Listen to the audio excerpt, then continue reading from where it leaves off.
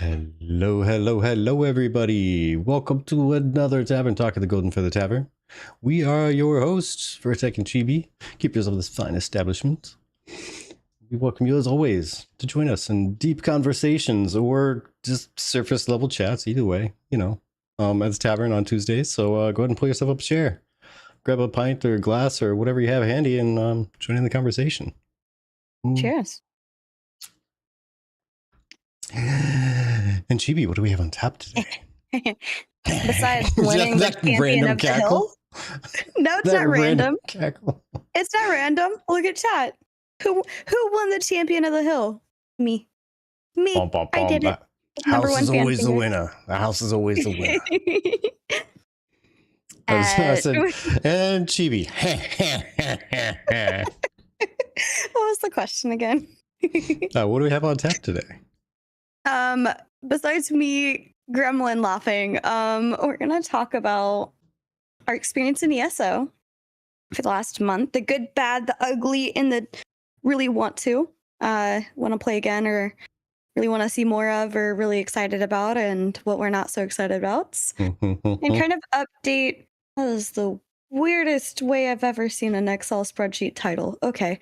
And kind of update our numbers a little bit with actual lived experiences. So you have your quirk top bottle. Love that ASMR. I do. Yes. Vertek, were you showing yours as well? No, I do not. But I could. Yeah, we have these. I haven't had it in a little bit, so yeah. But yeah, that's and then maybe we'll jump into a little bit of Guild Wars 2. I just looked at my file because I went to download it because I didn't think I had it downloaded, and I apparently had it downloaded in 2024 because Guild Wars 2 is the next game that we're checking out after we do this. Oh no! And yes. Actually, I also have the alcohols.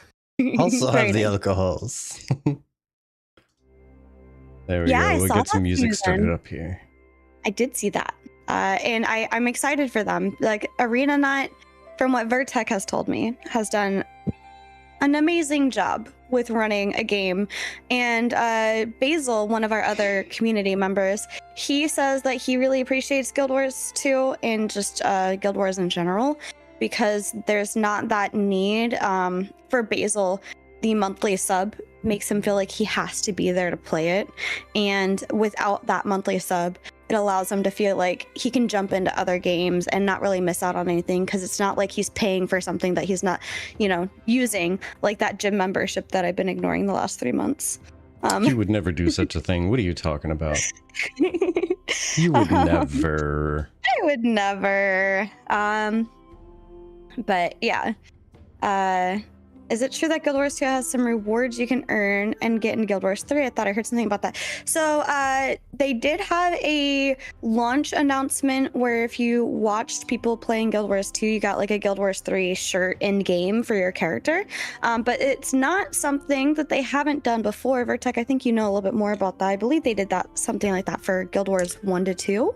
Yeah, if I recall correctly, I took a long break between 1 and 2 though, so I am not certain, but I heard something about something like that. But it may have just been another Twitch drop campaign type thing, or another little quick in-game event to start off for launch or whatnot.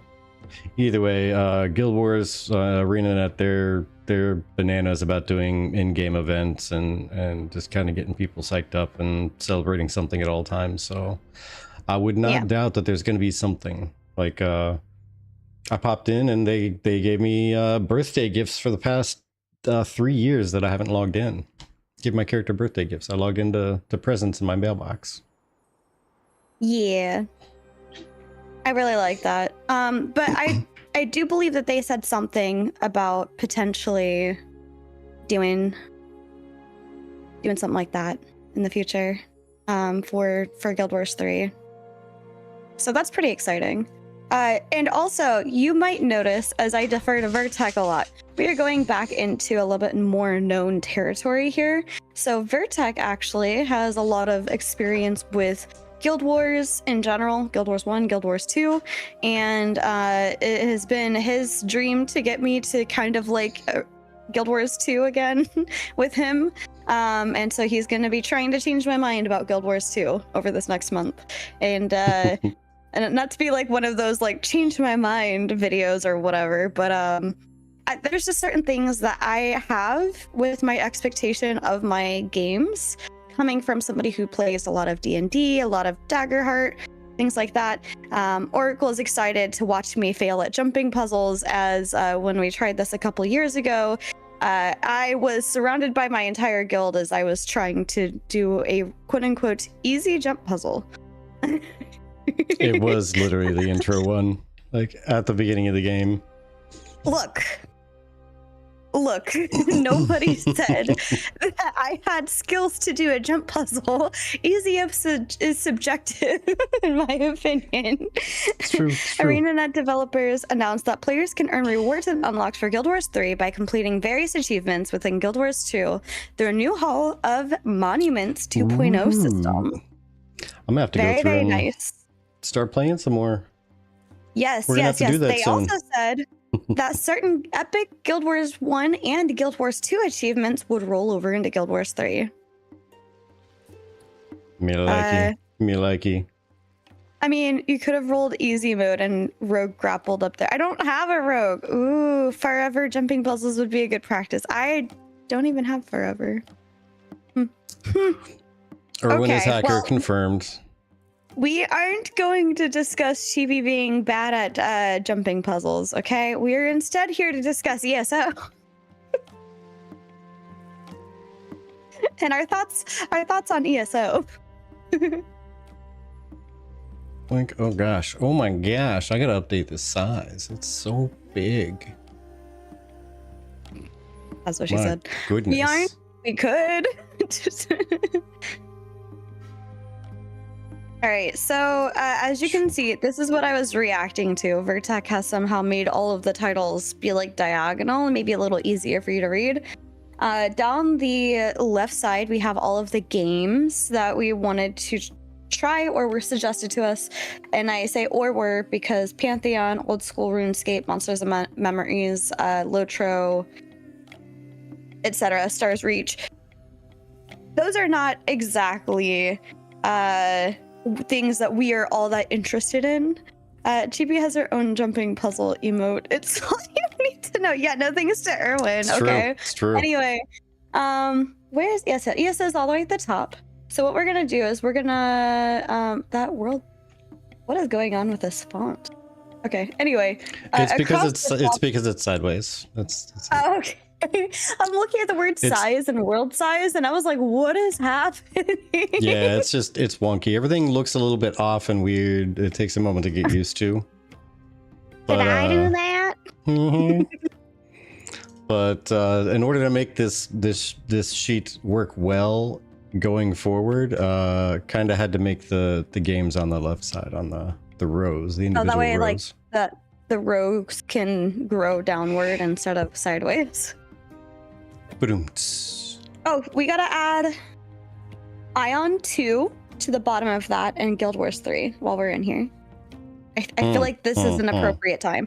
So Ion 2 is going global September 17th. And I know some of our guildies have already jumped in to looking into that. I think it's something that Zara had played previously, maybe. But there's already been questions from guild leaders and co-guild leaders of is there interest in Ion 2? So I mean, if they took care of their pay to win stuff, then maybe for me.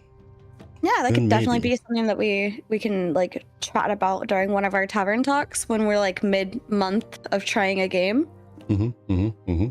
So I just figured we could add those to the bottom under like Worm, unless these are in alphabetical order. They're in alphabetical, but it doesn't matter too much. Oh, okay. I figure as time goes on, may add them in alphabetically, may not. Probably add them in alphabetically just to keep it nice and clean. Okay. Easy to find when we're going through and saying, hey, what scores did we give for that one game? Oh, there it is. Are you able, I don't know how Excel works, but aren't you able just to like highlight all of the rows or whatever and then like sort alphabetical? Yeah, you can do that. What you clip? You Urkeling. Oh. Look. That was You got never Urkel mind. clipped. Moving on. Move on. Move on. Chewy Urkel now. Okay, ESO. Let's go. Oh my lordy. All right. So world size is I'm gonna say a 5 because Yes. it seemed pretty big. We didn't even explore, like, okay.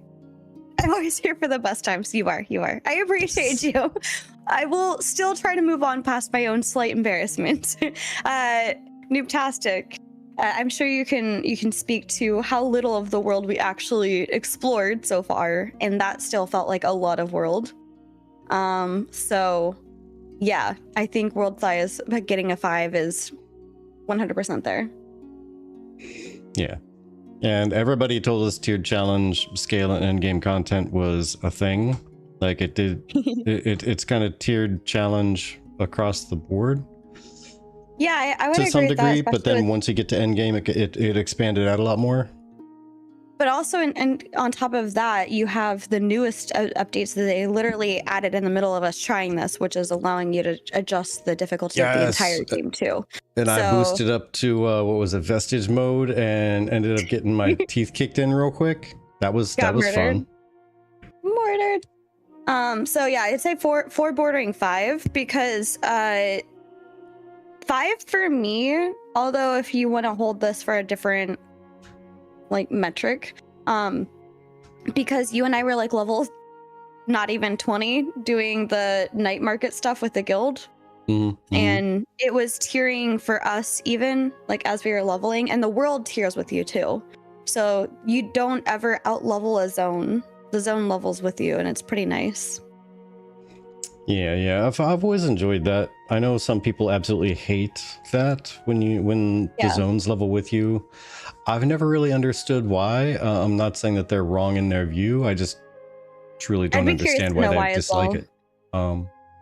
Yeah. Hi, Meadow. Hey welcome there, in. Meadow. Hey, wait, Meadow. Why is an ad starting? Go away. Really? Did it? It says you have an ad starting in 5 minutes, and I snooze. It's 45 minutes off of pre. What's it doing, Twitch? Didn't we just roll ads during? We did. Yeah, that's why we have 45 minutes of pre-roll off. Like, it shouldn't be trying to roll. Shoo! We roll 3-minute ads during a countdown for a reason. Twitch, go away. Jeez.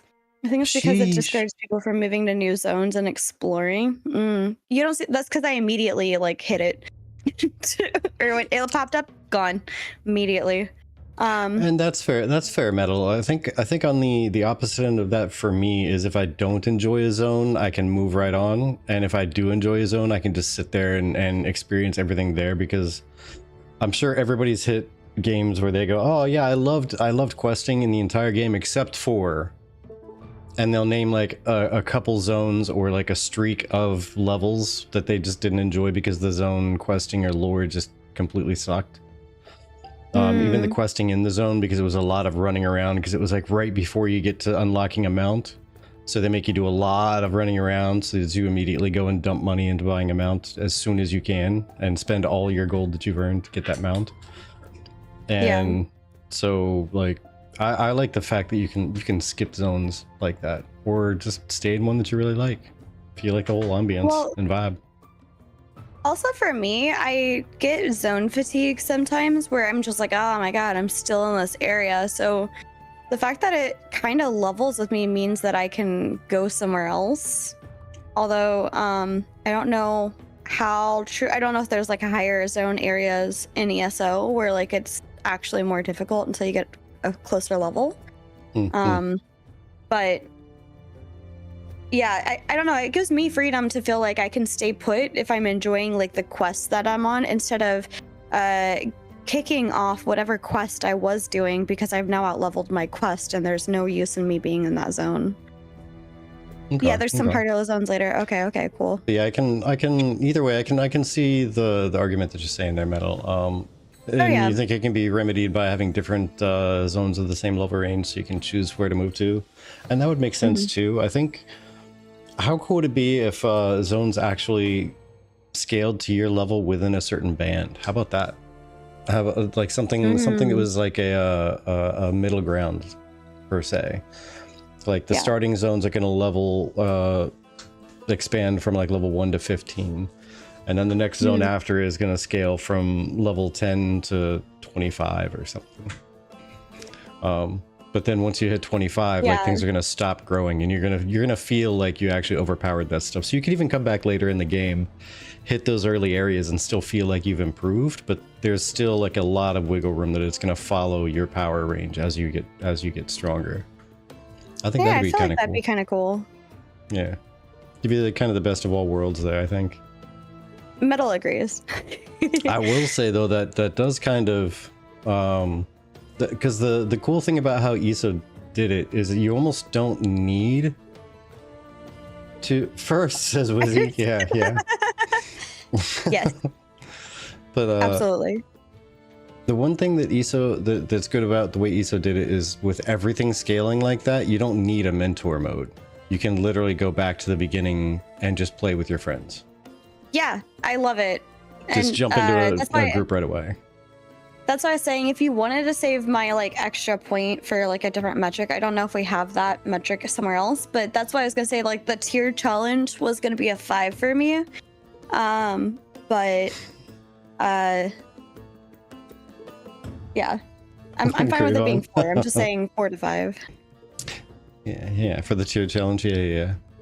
Yeah. I think 4 is decent just because. Well, I don't know. That is tough. I wish I could score this like a 4.5. Yeah. Because it's all like personal challenge, right? So you can personally challenge yourself, which Wizzy. You know, I think that almost does. Oh, Wizzy, cheers to you. You are the first to resub. Thank you. Oh no, I gotta fix the Final Fantasy thing. Still, I forgot to fix that. It's still calling out weird symbols instead of an actual number. Oh no. But yeah, I think it almost does deserve a 5 because you can give yourself challenge. Mm-hmm. And nobody else needs to challenge themselves. You can run with like a super chill group and still challenge yourself. And yeah. So I think 5. I think 5. Does that sound fair, especially after the update that they had, right, where you can't even change the game's difficulty because that further increases the challenge scale, in my opinion. Yeah. So welcome in, Duffels.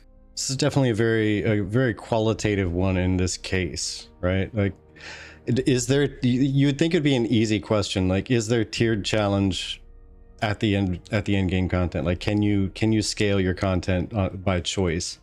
But then this one is like, well, there's not like heroic raids versus, mythic versus story versus whatever. Right now we're in the new. Yeah. We're on that one. We're still really, really early on because this has been something we've been talking about for a quick minute.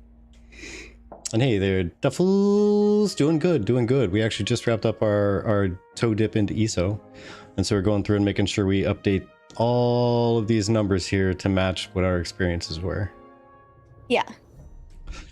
But yeah, I think there's so many different ways that you can tier your challenge and scale your challenge that I think that would be a 5. I think it makes up for the fact that there's not like a mythic raid or whatever, Yeah. Green is good, red is bad. Yep. That's exactly it. The darker green it is, the more good. So it's like 1 to 5. The darker red it is, the more bad. And you're gonna see there's all these dislikes here. You're gonna notice the lower numbers are green. For all these right here. But those are also because those are things that you don't want in the game. Yeah, those are things we didn't want. Yeah. There are some raids you need to be certain level of strong to touch, so it kind of counts. Yeah, fair. So yeah, I feel like it still is there. I'm good to move on to social. Yeah, social RP kit. You know, I didn't dabble too much in it, but I did see that there was a good bit of coloring you could do to your gear. They have emotes galore. I turned my entire gear pink at one point. yeah. Like there's a bunch of emotes and such, but I'm not huge on the RP thing, so I don't really have all that much that I dig into when I hit the game. My favorite things about the RP toolkit, you can sit at a lot of the chairs, you can make it look like you're eating things, there's different options for bowing. Like I went to bow on Sunday to like one of the kings and I was like, oh, hello, your highness, and I did like a bow, and there's like a bow too, and I was like, oh, cool, okay. Then like there's so much stuff to do with the housing. It's so, you can customize so much with that. That's so cool. I didn't check into it, but it'd be cool if I could color customize housing items. But that's like a being greedy wish list item. That's not like the fact that there's so much stuff and that it's so integrated into like the crafting system where I'm getting how to make a barrel, you know, recipe, and like how to make a chair recipe and a rug recipe and things like that. I think that the social and RP toolkit is very much there, and I feel like that is very clear across a lot of the Skyrim things, especially with the Skyrim online community. That's like that mini community who do the private server, a lot of modding and just playing over and over and over, and yeah, the little private RP where the KSL online. Every merchant and everything, they're all players. It's a player, yeah. So I feel like because of that, this does a very good job with the social and everything. Wizzy's feeling violent tonight. I'm joining again. Always feels violent every night. My name. So Duffel says, ESO is a game I dumped thousands of hours into. Kind of happy to see y'all gave it a chance. In my opinion, it's one of the most unique gearing systems it is in the genre at the moment. I think if more games adapted that, there would be a lot of success, or a lot less dead zones in bigger MMOs. WoW is a prime example. Nobody touches other areas besides the Transbog Mount runs. Very fair. Very fair. Give me the sandal. Let's see. Yeah, I like that. We enjoyed the bejeebus out of it. We're gonna circle back around and do a deeper dive for sure. But yeah, since we set out on the journey, we must continue on the journey. For the social RP toolkit, I'd give that a 4 to a 5 personally. With how much compared to other games, so much more options. Yeah, and that's the thing, is we need to keep in context like what we're setting for guardrails on what is a 5, because housing for this we put a 5 earlier, and I'm okay with the 5, even though it's not like open world housing, right? Which would be an even bigger awesome point. But since that's not a reasonable thing to expect, Noobtastic using the plunger. Get wrecked. Erwin, don't worry. Someday your hacker skills will pay off and you'll win. Lizzie says, who's the violent one now? Yeah, but I mean, that being said though, I have to, like, I'm gonna defend me saying that this being a 5 is worth being a 5. The social RP toolkit? Yes. Yeah. Yes, because I have not seen a game do it better, just different. And looking at Final Fantasy XIV being a 5 as well, that absolutely makes sense to me. Like Final Fantasy competes, and that one is open housing. The only thing is, and like the housing is a whole other conversation, which is why it's lower. We'll get there. But the social in Final Fantasy XIV comparatively is just as much there. It's just there in a different way. So. Yeah. And you know what I didn't check out that I actually kind of wanted to is musical instruments. If you could actually play them, and if different people playing, say, the same song would actually like. Oh, kind of like how it was together. Doing in Project Gorgon. Yeah. Like if you could play the same song. Yeah, sync up, exactly. Like if you could sync up with other people playing, or if you could just even play a music note by typing your keyboard out. Something like that. Let me look up ESO and instruments. We can move on if you're ready. Okay. Dungeon raid experience without PvP. Yeah, that's gonna be a 5. Yeah. Like there was no PvP in there. It was the PvP seems very like people love it. People love it. They go in there all the time. People are still going in there all the time, but it doesn't bleed into the PvE experience. So we can just run around with some friends and have a good time and not have to worry about, you know, high levels coming in and, you know, wrecking us for lulz. Yeah. All classes meaningful in all content.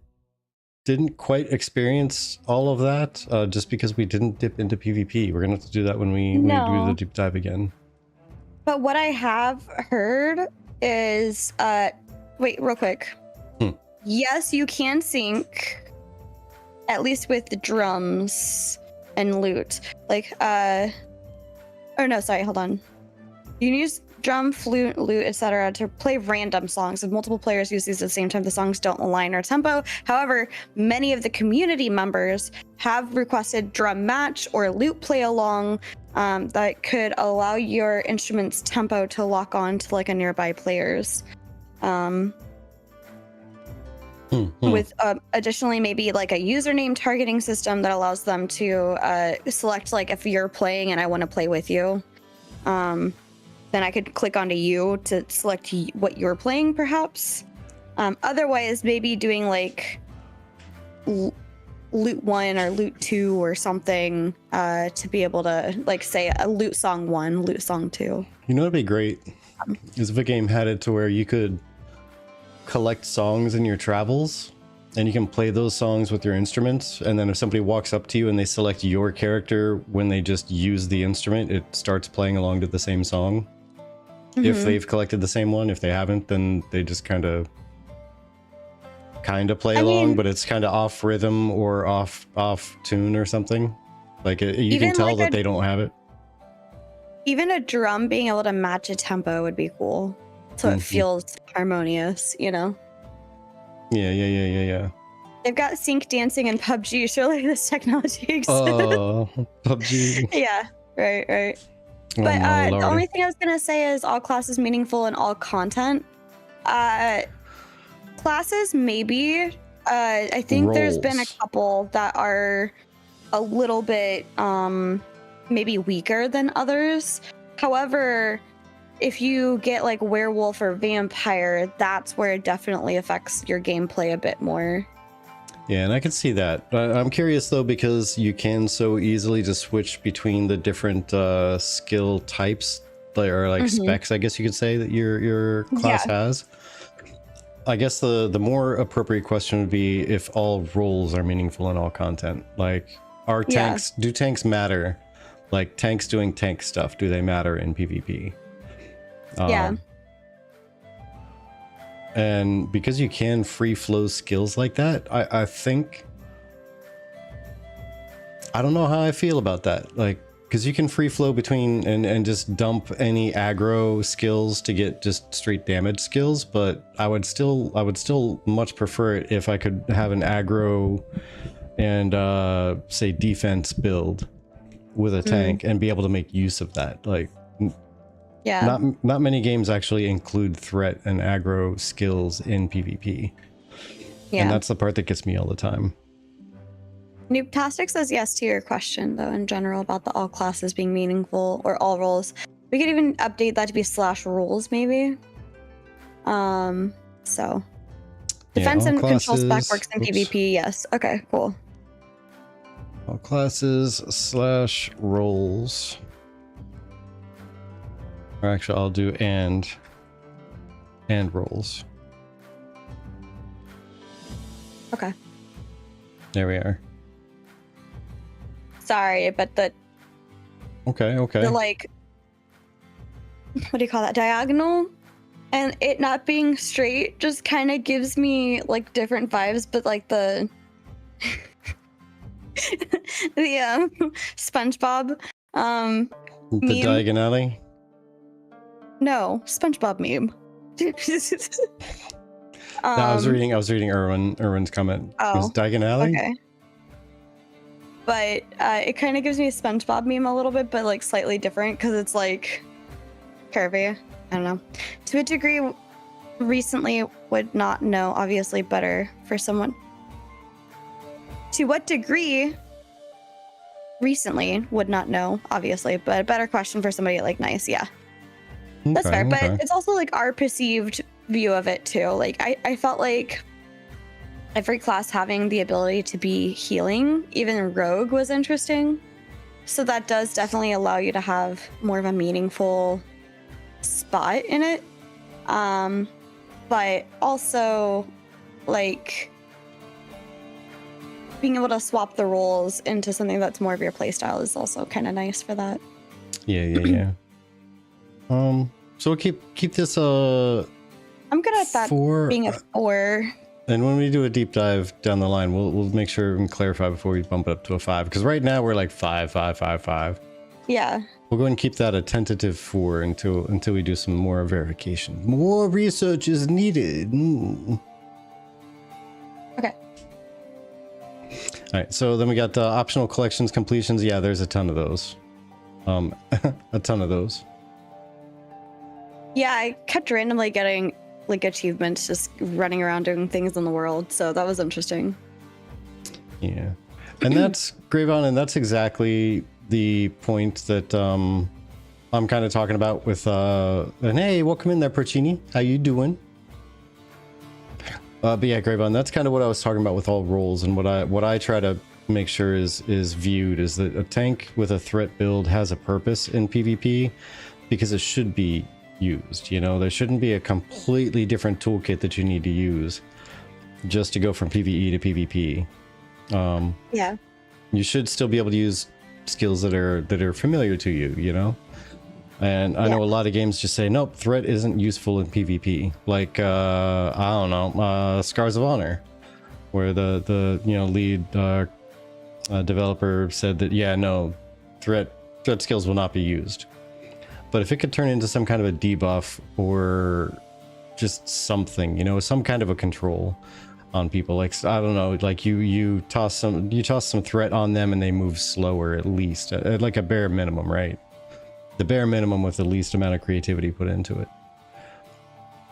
But some games will turn it into an actual like damage dealing effect or a damage reduction effect where it does less to everybody but the tank and that type of thing. Yeah. But real quick, Pertini, I'm really glad to hear you're doing okay. We were told by a mutual between us that you went in and you're recovering pretty well, and I'm happy to hear you're doing well. That warms our heart. So glad to see you back in streaming again. Of course. I try to peek in when I can. It's just usually while I'm doing other things or like working still. So yeah. Warhammer Online. Belf says only game I remember doing that well was Warhammer Online. It was rough, but I'm recovering. Thank you. Course. Okay, well, that's good. That's good. Thing. Sending the good vibes your way to get faster recovery. Yes. Self-testing. I know Wildstar did it really well, and Ashes was trying to work it in. Rip Ashes, rip Wildstar. The two games I can bring to mind that actually tried to use it, both of them are just a memory at this point. Le sigh. But so I know it can be done, and actually getting some creativity and or just referencing somebody else's homework on how they've done it before is all I ask of new games. Just get the tank in there. What's up, Chibi? Oh, I'm getting distracted by Discord. Don't worry about me. Oh, okay. Porcini says, "What's your favorite MMO?" We don't have one yet. My favorite is dead. Wildstar. Somebody needs to revive it. Yeah. I can't say World of Warcraft is my favorite. It is the one that I've spent the most time in, but that's also because I grew up playing World of Warcraft with my dad. So that's the whole point of this journey, is to find out what our favorite MMO is. So that's why we don't have one yet. I would say that overall, if I had to pick with things that are still alive to this day, I want to say that Final Fantasy is my favorite, but it does take forever to get through stuff. I like the fact that there's so much story and history and whatnot, but it does take a while to get through things. It does take a while to get friends caught up with you, and it just has a certain vibe to it that after a while you're like, or at least me anyway, I go, I can move on now. I can do something else. That'd be cool if I just did something else. Yeah, the main story quest is so slow. But I love the Final Fantasy series. I played every single one of the damn things from 1 all the way through till, 16 I haven't picked up, so I need to do that. But yeah, and the redos I haven't really played much of. I played the first half of the 7, but Urkel wants me to do the 7 remake. So if you want to live vicariously through me.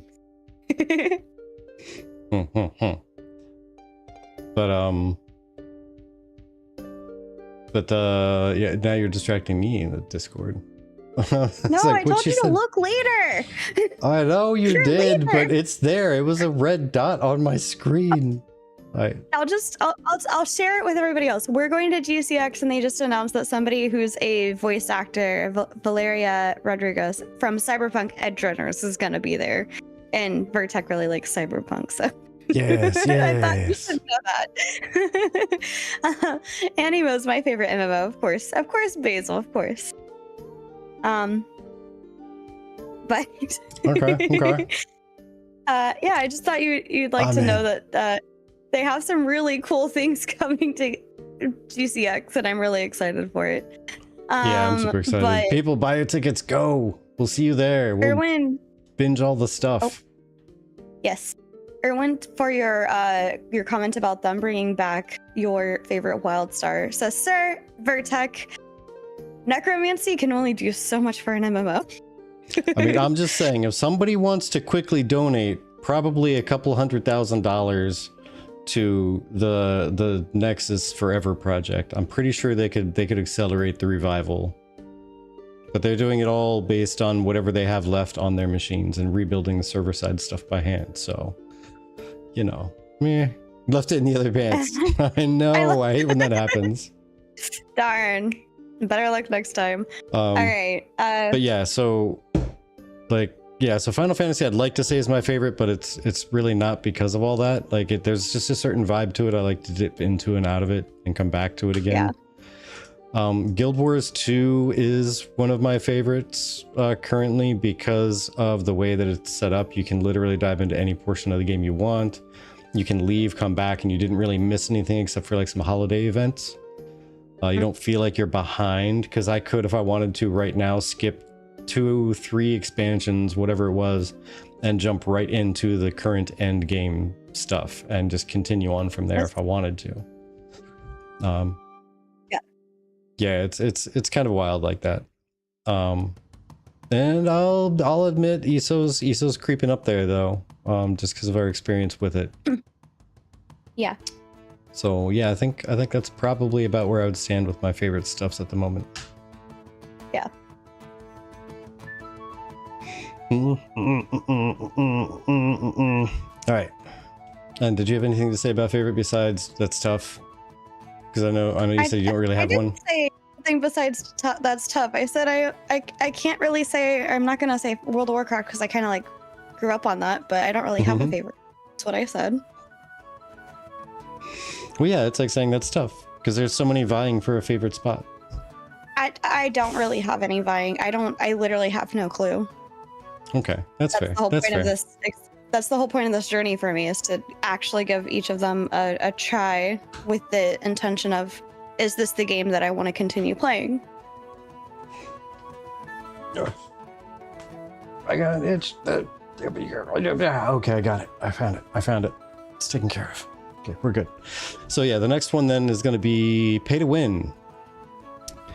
I don't think there was much pay to win in there. I mean, I know you got to buy at least one of the classes, if not two of them, right? And while you don't have to necessarily buy them, they came with the DLC. You had to go buy the DLC, or there's something that I had to buy. I think the monthly sub, I think, to get it, maybe. But I mean, that being said, that's not really pay to win. in my opinion. It's kind of like with World of Warcraft, where certain classes didn't become available until certain X packs. Yeah. You know? So like that's just the way that I view it, and I feel like eventually they're gonna shift it to being where like you get the base game, you get all the classes with the way that they're doing all the DLCs. That they just may not be there yet. But I don't know. For me, there's not a whole lot of pay to win. There's a whole lot of pay for convenience, though. Or pay for convenience and pay for once. Yeah, because at least like, and what I was saying, kind of pay to win with the class thing is it could be pretty strong, but at the same time, it's more content because it's the entire class, and it's not like the pinnacle of performance is this one class that you have to buy, right? Yeah. So it's not really that. I didn't really bump into any pay to win aspects. Granted, I didn't look for them this time. Either. That was something I was gonna have to put. I was thinking about just earlier today. I'm gonna have to put into the future deeper dive. But yeah, I didn't really notice anything. Except some people consider fashion the end game. Right. I don't know why, but you know. Portini says it still seems like there's a lot to look forward to. Guild Wars 3 looks interesting, hoping for the best for Scarce and Chrono, and we shall see. Which is fair. I think Ion 2, you know, that one's coming out September 12th. The League MMO, if we ever actually hear anything about that besides a League MMO. Yeah. But yeah, I agree with Noobtastic's thing. Like, I don't feel like I got an advantage on you at all with that. The class thing doesn't really give you much of an advantage. And you don't need to buy Arcanist or Necromancer to play like a healer. I could have done a Paladin healer. Yeah. Right? Yeah. Or like a any other healer. Like, I just could have.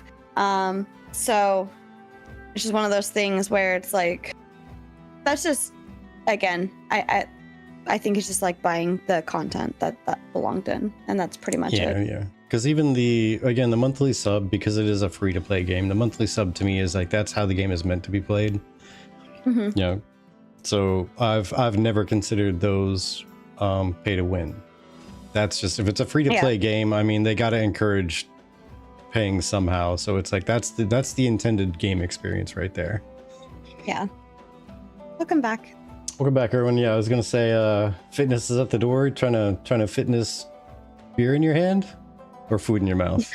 One or the other. The isometric viewpoint, right? It's not isometric. Yeah, these are all gonna be like a 1 or a 5. It either is or isn't. Yeah. And if it's a 5, it's probably not going on our want to playlist. Just saying. Yeah. My want to playlist. So. Unrestricted, unpunished. Open world PvP. None of that. That was very much just not really in there. Instance and sharding. I don't think there was. There were instances, weren't there? Yeah. Were there sharding where like sometimes like you couldn't see me or I couldn't see you until like. Yeah, that's right. That explains it, right? Okay, because I remember when we were doing the night market. Someone said to create a group so that when they get there, they can be brought to my instance of Night Market. So, and there was also with the questing, but then again, with that specific quest, it was the harborage. We got separated out. Yeah, but that's also a solo quest, so. Yeah. So, I mean, it's kind of understandable. I guess probably this at like a 2 or a 3 because there really wasn't like I'd say much 3 of to it. 4. Because, like, obviously raids are instanced, but open world gets sharded a bunch, says Noobtastic. But you and I constantly were in a party, so that's why we didn't really have that problem. Yeah, if we weren't always in a party, I feel like we probably would have lost the other person much more. Okay, so if open world gets sharded a bunch, because we were still in like the starting areas, so we may not have experienced it much. So maybe 4 is a pretty decent place to keep it. Because talking about like dungeons and raids, like that's not quite what the intention was with this this statement initially. It was more of the trying to go out and do things with people, and you get separated a lot because of the instancing and sharding. But if you're not trying to do things with people, then oh man. or if you are doing things with people, like going into a dungeon or a raid, you almost want that, or kind of want to exist with that. I don't know. Yeah, so let me just give a little bit of background again for that. The instance and sharding, that was something that a couple people in our community said that they didn't like there being. They preferred that like there wasn't any instance raids or whatever. I'm completely fine with instance raids. So that's why I'm saying 3 for me. Because a raid being instanced, a dungeon being instanced, perfectly fine. I do like an appreciate an open world dungeon. The reason why it's a 3 for me is more because of the open world sharding that happens. But again, it's not horrific if you're in a party. Because we didn't really have that much problem. But it's just, again, the thing that brings it back down again, though, is like, that was a 4 or a 2, like options. Is that like there are some of the solo quests. It makes sense, but it makes it a little bit harder to group up. And that's more under the group up what do you call it, metric, rather than the sharding metric, because if you're playing by yourself, you're not going to realize that you're brought into a solo instance, really. Yeah, and that's kind of where my brain was going earlier, when I was like, well, if you're not going to really be playing with people, then the instancing sharding doesn't really matter either way. That too, yeah. Yeah, Gravon also, well, actually, quick before that, even Dow said I did play so much of the original Aeon. Loved the flying, the different scales of PvP combat, from small groups to the huge battles. And all I have is secondhand information about Ion. I never really jumped into it, because by the time I was thinking of getting into it, I heard about it was all pay to win, and I just said no. Because I have a bad taste in my mouth about the super pay to win games. Spent way too much money on those, and then I realized I spent so much money, because you don't realize it in the moment because they make it so easy and accessible, right? Yeah. That too. We'll come back to that, because that brings us back on topic before we move forward. Okay. Yeah. Then Gravon said, the thing I hate about legacy MMOs is the accelerated leveling. Went back to Final Fantasy XIV, and all you have to do is a main story quest, and you still out-level that almost immediately. Remove the fun for me. I would agree, like, there needs to be a good pacing for leveling. Final Fantasy XIV does something interesting, though. The more classes you have leveled to the max, the quicker it levels the other classes as well. So that, I think, in that specific case is a good thing, because it's the same character, you just change your class, right? So if you just want to add another class to your repertoire, you want it to get up there quickly. If your main class was a higher level and you went the new class that's like a lower level, just to like re-experience some of the quests and stuff like that, you would have leveled much faster than if you just made a brand new character. I don't know what you did. I'm just putting that out there just for anybody listening to this. The thing to bring us back on topic a little bit, and to further emphasize why I think it deserves a 3. Yeah, it does. It makes it so much easier for you to catch up with like your primary class, all on one character too. It's really, really nice, Pertini. It was a complete fresh start. Gotcha. Okay, Gravon. That's it. That's a whole other thing. Honestly, Erwin, I don't know when the last time you did it, but they recently consolidated or are planning to do another consolidation coming up. But Noobtastic, to further emphasize my 3 in the instancing and sharding, why I think that's a good one, could even be a 2 potentially, is while the dungeons are technically instanced in a way that like they're not part of the open world, they're still open world, meaning like we see other people come into the dungeon and run around. Like it's not just our own instance of the dungeon. So I think that they did a really good job in ESO. And for that person, the reason why I put housing is okay. That person had said that they don't really like instances, but the housings being instanced was fine with them. Oh yeah, we bumped into one of those as well. We were like, let's try it. Let's see what the two of us can do. We did not do well. Spoiler alert. But yeah. So that I think we can comfortably keep it. I mean, we could keep it a 3 because it's probably going to be more of an issue in the higher population density areas than the areas that we were in. Yeah. But yeah, the rest of the because we have a whole experience gain pacing tab way down here we can get to here in just a minute to return back to what you're saying there, Gravon. And I'll definitely refer back to what you were talking about. Yeah. High barrier. Oh, sorry. Go ahead. Oh, I was just gonna off topic from what we're about to. You can move on. I was just gonna say that's really cool, Gravon, that you even played like Final Fantasy 14 before they like redid the launch, like the original failed launch. That's cool. I didn't know that. That's all I was gonna say. Yeah. The original one that went really tough. I think to be honest, your experience with the super accelerated leveling through the main story quest was probably from the condensing that they did of the main story quest. They wanted to make sure people could level, but they may not have balanced it quite well to incorporate other areas of the game besides main story quest to get you to max level. Gravon was throwing deep magic was written. Nice. I remember they wrote that scroll.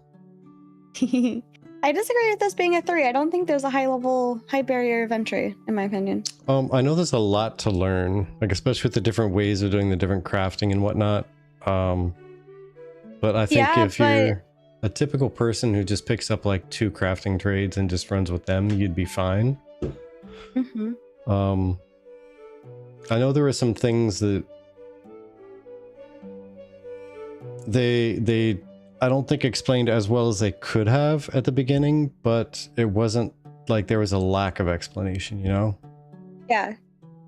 I mean, I felt like I was able to get in pretty quickly, and then on top of that, we were able to like group up and do things pretty well together pretty fast.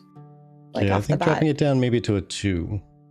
That seems fair. I was just meaning, I don't know, I just said, but I was just meaning, I don't think 3 was a fair value to give to it. I feel like it has a much better barrier, like a lower barrier of entry. Yeah, I think learning 3 being average. Yeah, I think as far as using the in-game tools to learn how the class stuff works and what your stats do exactly and how they really interact with your skills and how to really level up your skills, like the way it's described is very it's basic yet long descriptions, if that makes sense. Yeah, like breathy. Yeah. Wordy. Yeah. So it could be better for that. Yeah, that makes sense. Like too many forms of currency. I don't know about this one because we didn't really go that far.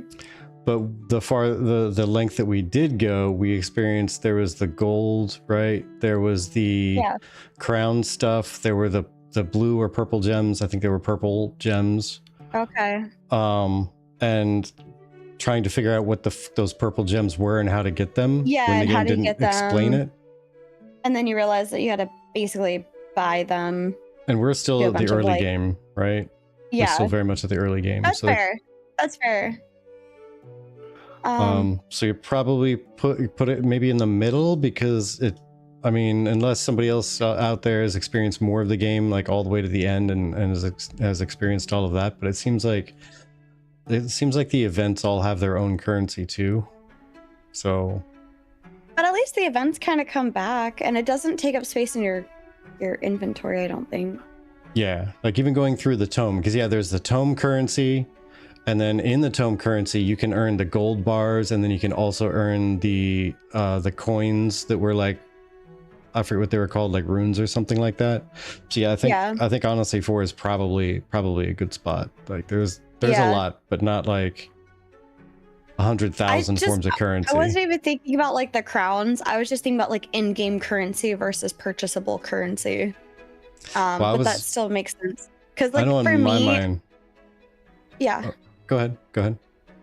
For me, the event was more favor-based than currency-based. Because you still bought stuff with like gold and things like that, but you had to like earn reputation with your faction for the night market, for example. Yeah, and that's a kind of currency, but not quite what we're looking at specifically with this one. Or this too many forms of currency. I'm just saying that's why I thought it wasn't too many forms, because in my mind I'm like, okay, we got our gold. Keeping out of the mind of like, oh, there's currency of sorts for factions later on too. Okay, so like, yeah. I'm just saying early game perception. I didn't think there was too many because I was separating purchasable currency, like the crowns and stuff, from the in-game currency mentally. Because you could just ignore the crowns entirely and be fine if you never ever wanted anything off the crown store.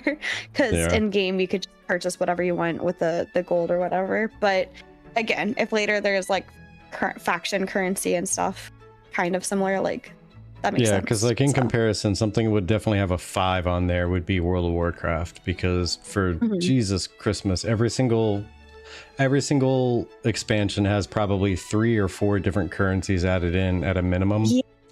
Yeah. But that's at a minimum. Like at the bare bones, it's at least 3 or 4.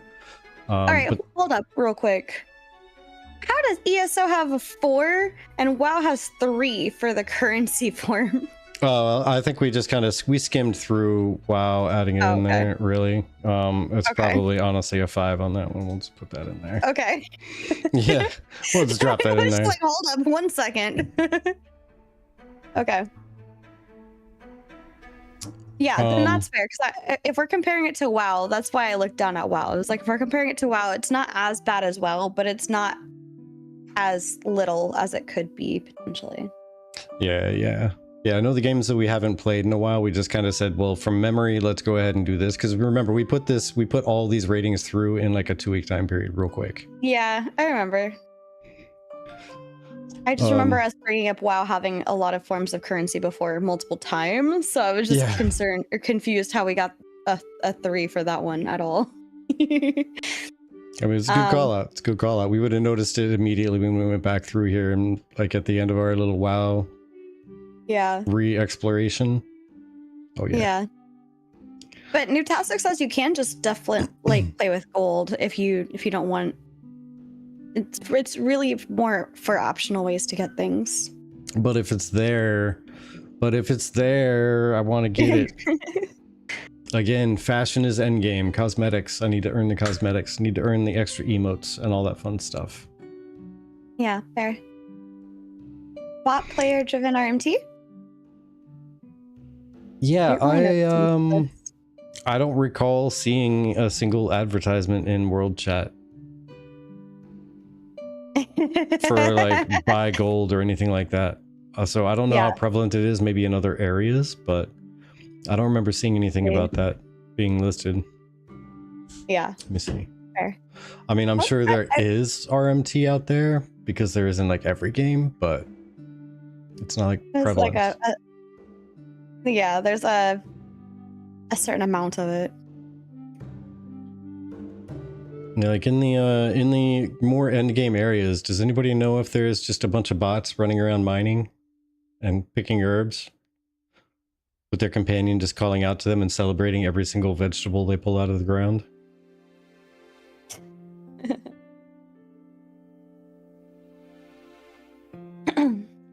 Noobtastic, what's your opinion on the bot RMT while we move on, just to see if that's aligning? Because otherwise, I feel like 2 is good.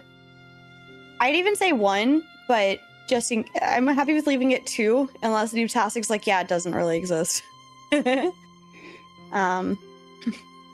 Sure, there's bots out there, but I don't know that I ever got hit with an RMT ad. Yeah, see, so I'd say even like a 1 would be fair because we didn't see any. I think if anything, you're more likely to get spammed with an invite to a guild. Yeah, fair. Yeah, I could see turning it down to 1. All right, then hard CCs and PvP. I think we kind of figured out that there's not really many like hard CCs in PvP, right? Yeah, because we didn't dive into PvP, so we're going purely by what everyone else is telling us. Yeah. I think we landed at a 3 after much conversation. Yeah. But it was because it would take some teamwork to do it, but it's there. Yeah. So definitely correct us if we're miscalling that one. But again, we haven't jumped into PvP, so we'll have to do that at some point when we do the deeper dive down the line. Mm-hmm. All right. Deep combat mechanics used only in really hard fights. I don't know about that one either. I feel like we had adjusted that one too. I think that's tough to call, at least in our experiences thus far, right? Probably because we did go through the night market stuff, which we were told is like the most difficult content in the game right now. Yeah, but market. Also, but it was excuse me. scale. Also, they didn't really have like deep combat mechanics. I mean, the hardest fight we had was because we had like 3 bosses at once. So there was a breadth of mechanics and not necessarily like a depth of mechanics. Yeah, you can't see what category he's at now. It's the highlighted one, but Vertec, you might want to scroll over a little bit just to make sure it's fully in screen there. So we're on deep combat mechanics. So it's the highlighted one that's got the green outline on it. Let's see. There are some legit mechanics fights on some of the real dungeons. Okay. But is it only used in really hard fights? Yeah, just need scrolling. Okay, cool. Deep combat mechanics was just Vertex standing in the red, right? Yes, exactly. Yeah. I mean, I heard him at least once say like red means more crit, right? The fire. I mean, everybody knows that. Everybody knows that. But yeah, because I know we had like the 3 bosses at once, and I think it was just a lot of really just push through it and try to survive the bad stuff. Yeah, but I mean, like Niptastic says, you just some of the real dungeons have like some actual mechanics to them, like some legit mechanics to them. Yeah, so, but that's the thing, is we didn't really go into like a difficult instanced raid, right? So yeah, but if we're still using some of the other people's input for this, then I'd say bring it towards like green. Really all the instance dungeons have real mechanics. What one considers hard is subjective, but some are legit hard. Some are just normal hard. Gotcha. But yeah, I mean, I'd say even some of those boss fights did have mechanics that you had to nail down. It just became a different brand of hard when you're trying to nail down that mechanic on top of dealing with 2 other bosses. Yeah. And now we have a really cool achievement that is hard to get at level 20. Yeah. We got carried right through it, and it was great. That was an amazing evening. I can't believe, but yeah. Yeah, mitigate out heal. Yeah. Push through it. Yeah, I think I'm okay leaving this at a 3, like right in the middle, because if the deep combat mechanics are really kept for the instanced raids, then that kind of falls into the spirit of the question, right? Is deep combat mechanics, so basically saying the open world stuff and common fights don't have a lot of deep mechanics, like don't stand in here, but you do need to stand in that to collect the buff, to go get this, to do that, to unlock the power strike against the boss or something like that. Like deep mechanics. It seemed like there was an attempt at some deep mechanics with some of those night market stuff, those night market fights, but they weren't highly punishing deep mechanics. They just there was just a lot of things happening. So it wasn't very deep, but it was widespread, if that makes sense. It was more quantity over quality. Yeah. In those fights, there was a lot of things happening, but I mean, I couldn't tell exactly what was happening to me, and it almost didn't matter because, yeah. Like Irwin just said, it was layered mechanics, just not very deep. Yeah. Right. Housing. I think housing is about as close to a 5 as we can get it. Really. Yeah. I agree. Gathering crafting. like it's pretty good. Yeah. Let's see. Here's that number. Yeah, I was saying legit. Yeah, next. This is noob. And then gathering and crafting. I think the only thing that could make it better is if it was legitimately important as you were leveling. Because so far we haven't really missed anything that hasn't been crafted. I haven't actually had to look and say, hey, how much can I improve myself right now by crafting something? Yeah. And at the same time, there's not a whole lot that I would be able to craft that would be very good right now at the level that we're at. Yeah. Without getting external help. I would say like the rings and the necklaces and stuff. Like you don't get as much of that gear. Comparatively. Yeah, and that's fair. Yeah, I think for personally, I'm good with a 4 on crafting and gathering. Yeah, I agreed. Yeah. And graphics 4. 3 to 4, yeah. I mean, I'm gonna be gentle on it because I have heard multiple times by this point that they're going to be doing some updates to the graphics, or that's planned. I feel like they could use a refresh, in my opinion. But overall, it's much better than Project Oregon. But not as nice as those Guild Wars 3. You have something against my clown character? Huh? My joke tech? Got something against my joke tech? His glorious lipstick? Joe Tech will be just fine. If he would be even better if he was in Guild Wars 3. All right, and combat flow felt decent. Yeah, it felt decent. It didn't seem like it was really great to me, but we're also lower level. Yeah. Joke Tech needs some better anti-aliasing. Yes, he do. Maybe if there are more options available to me, it would feel different. But I don't know. This didn't really have enough points to get enough skills to make full use of the two separate weapon skill bars. I don't really like the 2 separate skill bars in terms of a combat flow, but it was kind of nice for changing my spec, kind of. So on Cozy Quest, when I played by myself, I basically swapped over to using daggers and more of a DPS build. And then when I was with you, I'd swap over to like healing primarily. Yeah. And the trick is where we're at in level, we don't have enough points to really unlock enough to fill 2 separate skill bars to be able to switch between. Yeah. Like, I'd love to be able to switch between a DPS build and a tank build. That way I could tank when we're together running around and then not have to do a complete outfit and skill reconstruction just to do DPS on my own with me and my companion, and that's it. Yeah. So yeah, I think more to be seen. Combat systems.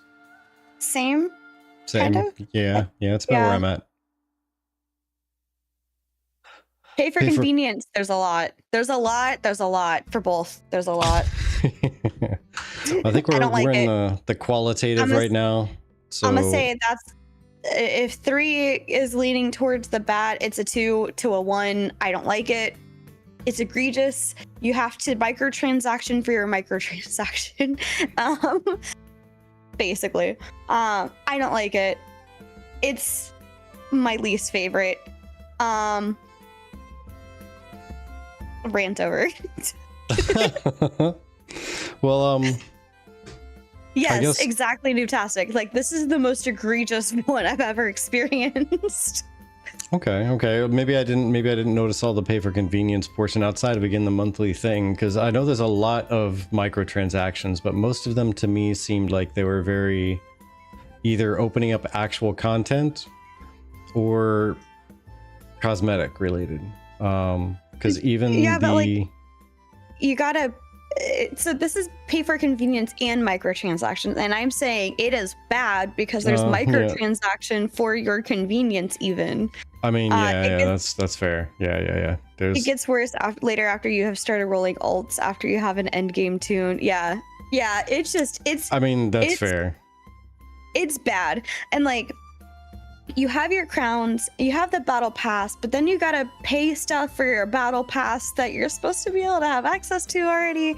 And you would think if you're having a monthly sub, you would just automatically get like the higher tier battle pass because you're already paying, but no, you gotta unlock that. And then there's a premium unlock too. And then there's a premium unlocked, and then you gotta like just pay one of the houses is $100. Yeah. Like, I mean, yeah. That's fair. The slash microtransactions, just microtransactions in general, and on top of it all, there's still FOMO, and they drop stuff in there that's like you have 1 week to get this.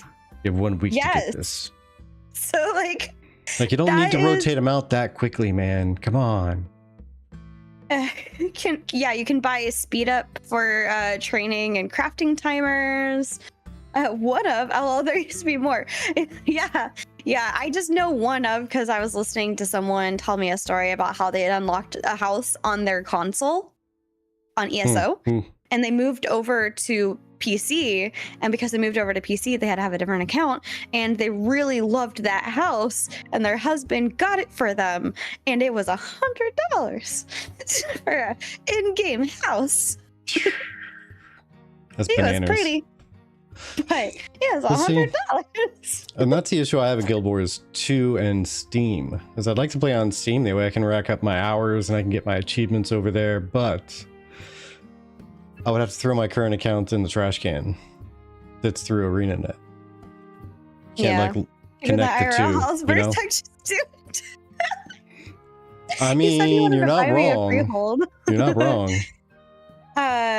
But yeah, the housing is where the whales are spending all their money. I've heard of people spending upwards 100,000. Holy crap! More than once. Jeez. If you really don't want that money, you can give it to me. I'll buy a real house. That's bananas. Oh my gosh. No, IT is like, don't give me your money like that. But I'm just saying, like, if it's one of those, like, I used to hear people spending, what was it? No, Vertec. The Ashes, that like highest tier was at like 10K. I was like, I'd rather spend my 10K on my college debt than on a game that's not out. Yeah. So I'm like, if you really don't need that 10K so badly, I mean, I've got college debt, so I'll take it. But yeah, it's crazy. I imagine having that much money just to throw around. Imagine the life you could lead. Yep. All right, moving on. Crazy. Classes and abilities built well. I think everything was built well for the class, but not Nothing amazing. Stood out to me. Like, there's some unique things, like my Healy Rubik's Cube of Death sounding is unique, but it wasn't the most interesting. Yeah, I think this one falls kind of right in line with the combat flow and combat systems. It's like it exists and it was interesting, but it wasn't anything stellar. It wasn't terrible. It was just kind of like it exists and I can do things and I can make sense of what I'm doing. Yeah. So it's definitely like an average experience in my mind.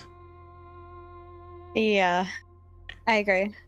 Experience gain pacing, I'm gonna have to dial this down to at least a 3, if not. You didn't like it? Maybe a 2.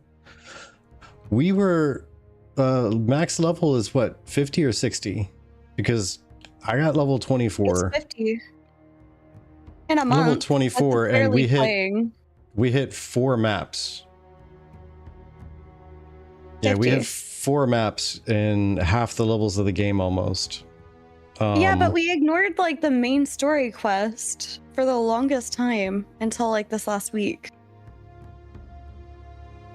Yeah. I felt like the XP pacing was pretty good. We did do so much questing, we did. But the questing that we did was in the local area to progress through the area and one companion. Yeah. So there's how many like side quests companions, primarily. there's how much more map out there, and how much more main story quest. Like if we focus just on the main story quest, I'm pretty sure if we just did that from now forward. Granted, we do have the experience granting armor, but they give you that stuff during the questing too. We just got it like a couple levels in advance before they started handing it out like candy. Yeah. And then you can learn that stuff, and then you can craft that stuff, and that's where the crafting would come in handy too. So it's almost like you're supposed to work to get to that stuff, and then it's supposed to help carry you around. So that should be included in their pacing. Okay. Level 50 is only the beginning of your experience grind. Okay. Yeah, because of what he said earlier about the champion points. I don't know. I felt like the fact that we only touched the little bit that we did and we're halfway to 50 is pretty crazy. Well, but it leads into what Gravon was saying about how he totally outpaced the story and hit max level. To me, it feels kind of cheap if you don't get to the end of the story before you hit max level. It just feels like, oh man, I hit the max level here, and I'm not even to the max level, and then with a laterally expanding or horizontal power progression type of game. Yeah. Like I would think that you should be able to feel like you're growing in character number power, all the way up until the max level, and then you can start expanding out with your horizontal power gain. Noobtastic says you aren't hitting max level in ESO just doing the main story quest. But also, like, the thing I was gonna throw out there is we got a good chunk of our levels from doing the night market, which we were kind of carried through. Like we were holding our own. Like they were surprised that we were staying alive. But still, like that, we were doing end game content at like level 16, 17. Yeah, I think we got like 4 levels out of that. Yeah, but still, it's 4 levels that we didn't get from doing the main story quest. Yeah, I mean, keeping in mind that 3 is average. Like 3 is average, so I'm just saying the pacing wasn't amazing. It didn't feel like that satisfying. I hit max level right before defeating the quote-unquote end boss, before the rest of the world unlocks, because I've beat the main story quest, and now I can move on and explore the rest of the world as this accomplished adventurer, you know? Because an open world MMO, like, you want to have a reason to go out and check out the rest of the world, but it feels a lot more satisfying if you do that around the time that you hit your quote-unquote peak of leveling power, to me anyway. Okay. But I mean, if you think it should go back up to a 4, I'm okay with the 4, but I just feel it's kind of like a middling experience as far as the experience gain pacing. I don't know. For me, I thought it was really good XP gain. I didn't have a problem with it. I mean, you primarily kept outpacing me in XP because I was actually trying to put on other gear. So like if I was building for the gear that I was trying to build for, not XP focused like you were, I was multiple levels behind you by the end of it for a good chunk there, because I was like, oh, this synergizes really well with my healing. And so I'm gonna wear this set because that works for me, and that obviously slowed down my XP, like how fast I was getting XP. So I think that in that case, if you weren't wearing training gear, aka getting like a buff of XP for every single piece of gear that you had on, you would have leveled a bit slower if your problem is that you were leveling so fast and we only hit like 4 of the maps. You're also like primarily in training gear. Yeah, the reason I did that though is also to test, for one, how much of a boost through everything that gave me, but also like, does the gear having actual combat perks make a big difference? Because that would also play towards the crafting angle or the gearing angle and like overall balance. And I I mean, maybe it's the class. Maybe the class is OP, but I mean, you heard me towards the end. I purposely jacked it up to the vestige level of combat difficulty just so I could actually feel threatened. Like I was gonna have a tough play time. like harder games than this than I do, right? Like I was struggling. Like anybody watching me, I was like, don't watch me. I'm dying over here like numerous times. You've already completed the fight when we started it at the same time. I'm still over here like I'm gonna make it to the end, you guys, because it's skill. But yeah, I mean, I suppose I could probably kick that up to a 4. No. Before you change it, I'm defending. I think it's a 4 for us leveling currently, but Noobtastics makes a good point about it slowing down for champion points and it being a grind. And so I agree with his statement of 3 is fair for the overall game. But XP gain to get to 50, I think it deserves a 4. XP gain to get to 50 and then to get to a good like champion level thing that I don't understand because we didn't get that far, champion points. I think 3 makes sense for the whole, like more representative of the whole game and not just the slice that we played. Yeah, because I was also gonna say like I got an experience boost towards the end, especially because I jacked up the difficulty from, I think there was like 5 difficulties and I put it at the one just below the max. It was like 4. It was either 4 or 5 difficulties, and I put it the one just before the max, and that gave me like 200% experience boost. Okay. I think it was. Yeah, it was plus like 200% XP money. I forget. Yeah, plus the XP. I know it was a boost of experience. I forget how much though. But I mean, you're getting more XP, but you're also hitting more like a what? Yeah. But that's why I just wanted to defend that. I thought that the XP gain momentum throughout, like, I didn't think I'd be halfway to 50, most of the way to 50 by this point, right? With a little bit that we played. And I'm considering how many hours I put in compared to where I'm at in the game. So I thought that was good pacing for XP gain, but when considering like the horizontal progression later on and that being a grind, then yeah, that would kind of lose a point there. Okay. So I'm agreeing with the 3, explaining why. Gotcha. Okay. So yeah, we put it at a 3. Well, it's gonna average out to average. Yeah. All things said and done, because there's points to be said about the fact that you can adjust your difficulty level, and that does impact your experience gain as well as money gain and all that. But that also is going to bend the rules of the game and how quickly you're going to be leveling as well. Question: how long to get to 25 in ESO compared to how? I don't think that's fair, considering Ashes never even properly got a main quest. And there's nothing to do but grind. It was almost all grinding, but I would say it probably would, to me, feel faster in ESO to get to 25, even with that. But if we were to truly push the way that we did in Ashes to get to 25, yeah. There's ways for ESO.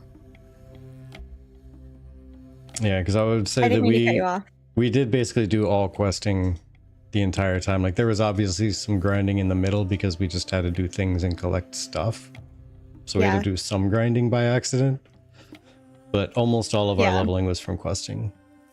And I'm actually currently just to work it into the conversation, I'm actually popping into ESO right now to look at what the experience gain was from the difficulty adjustment.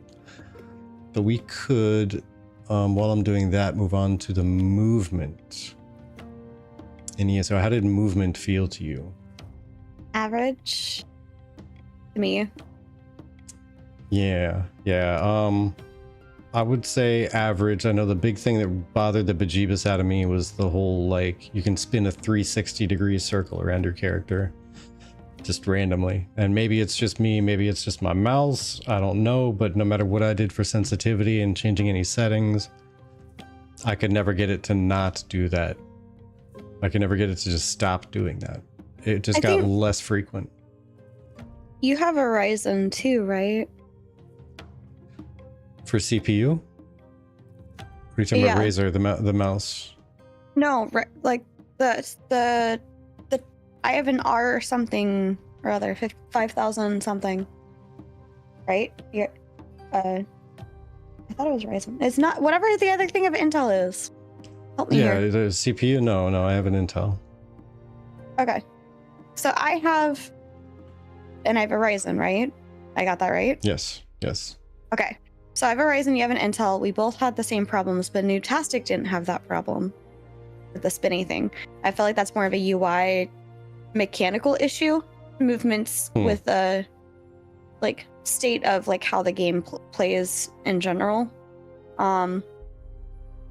When I wasn't spinning like a million miles an hour around my character, it felt pretty average still for me. And I mean, we even both tried to like dial down mouse settings or whatever. Have no idea what is causing it, but exactly what Noobtastic just said. Have heard other folks have it too, so no idea what's causing it. Maybe I was just trying to figure out ultra wide monitor thing. Maybe could be. We could always just try it on a. I just have the 2K. We could try it on one of those 1080p monitors that the poors use. Oh my gosh. Well, I would, but my 1080p died on me recently, so I only have two screens. I just have a dead screen up here.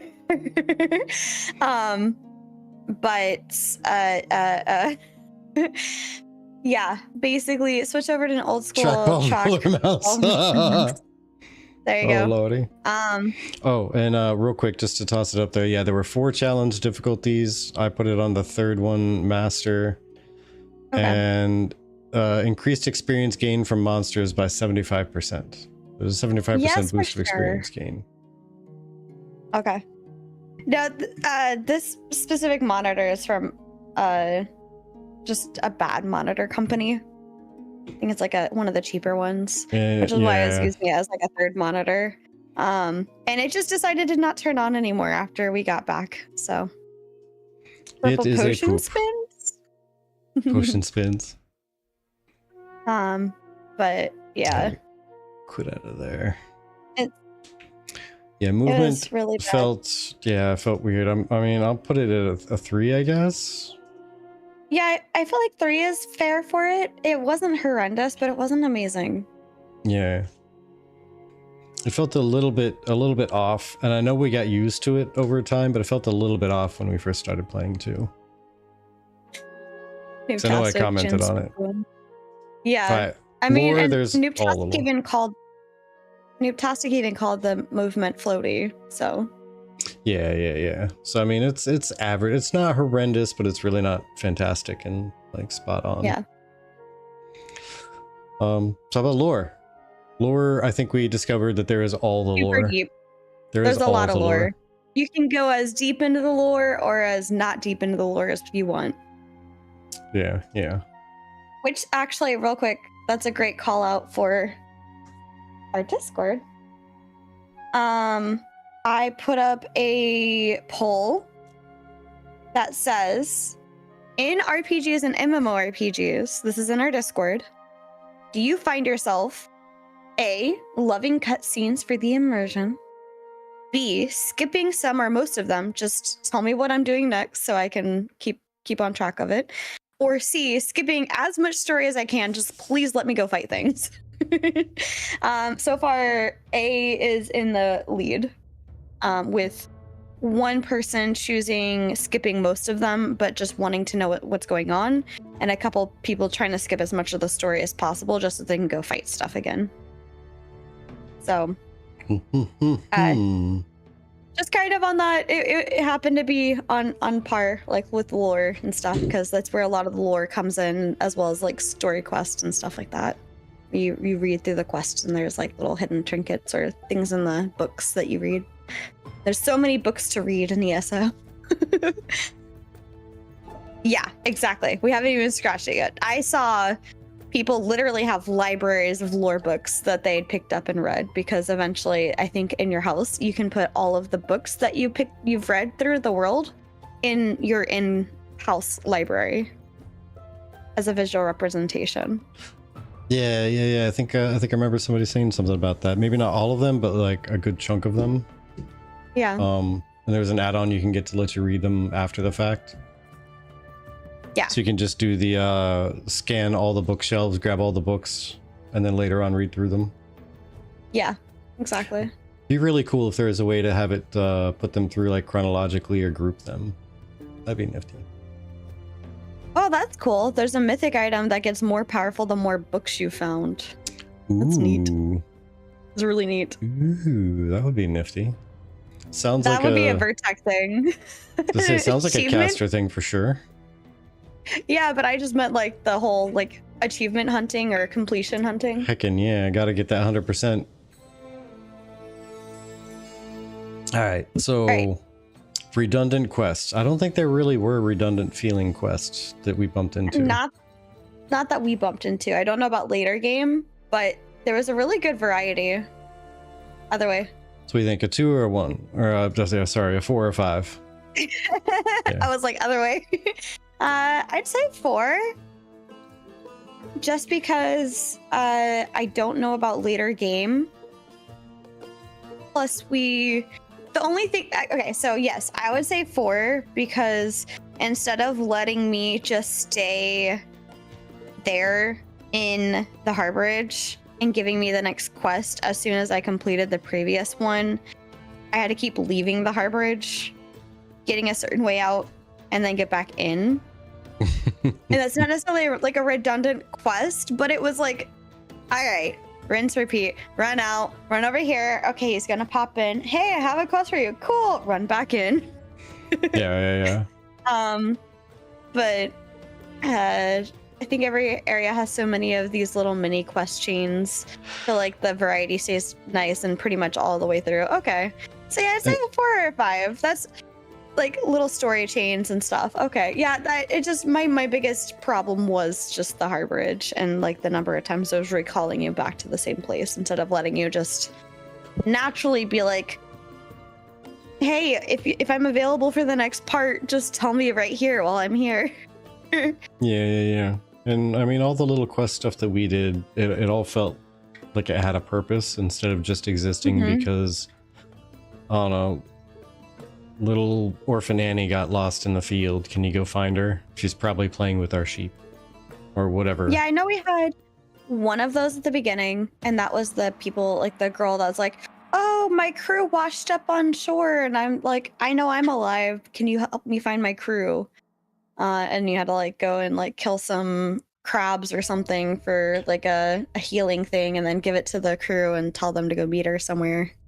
Yeah, but that one at least led into like a larger chain too, right? Because it went from there to like gathering everybody on the beach to going to a cavern to look for someone else, and then found out they were dead, and then running away and bumping into the ship on the water, and then helping them, and they had to go do some stuff, and then they took you somewhere else, and it was actually a good little chain.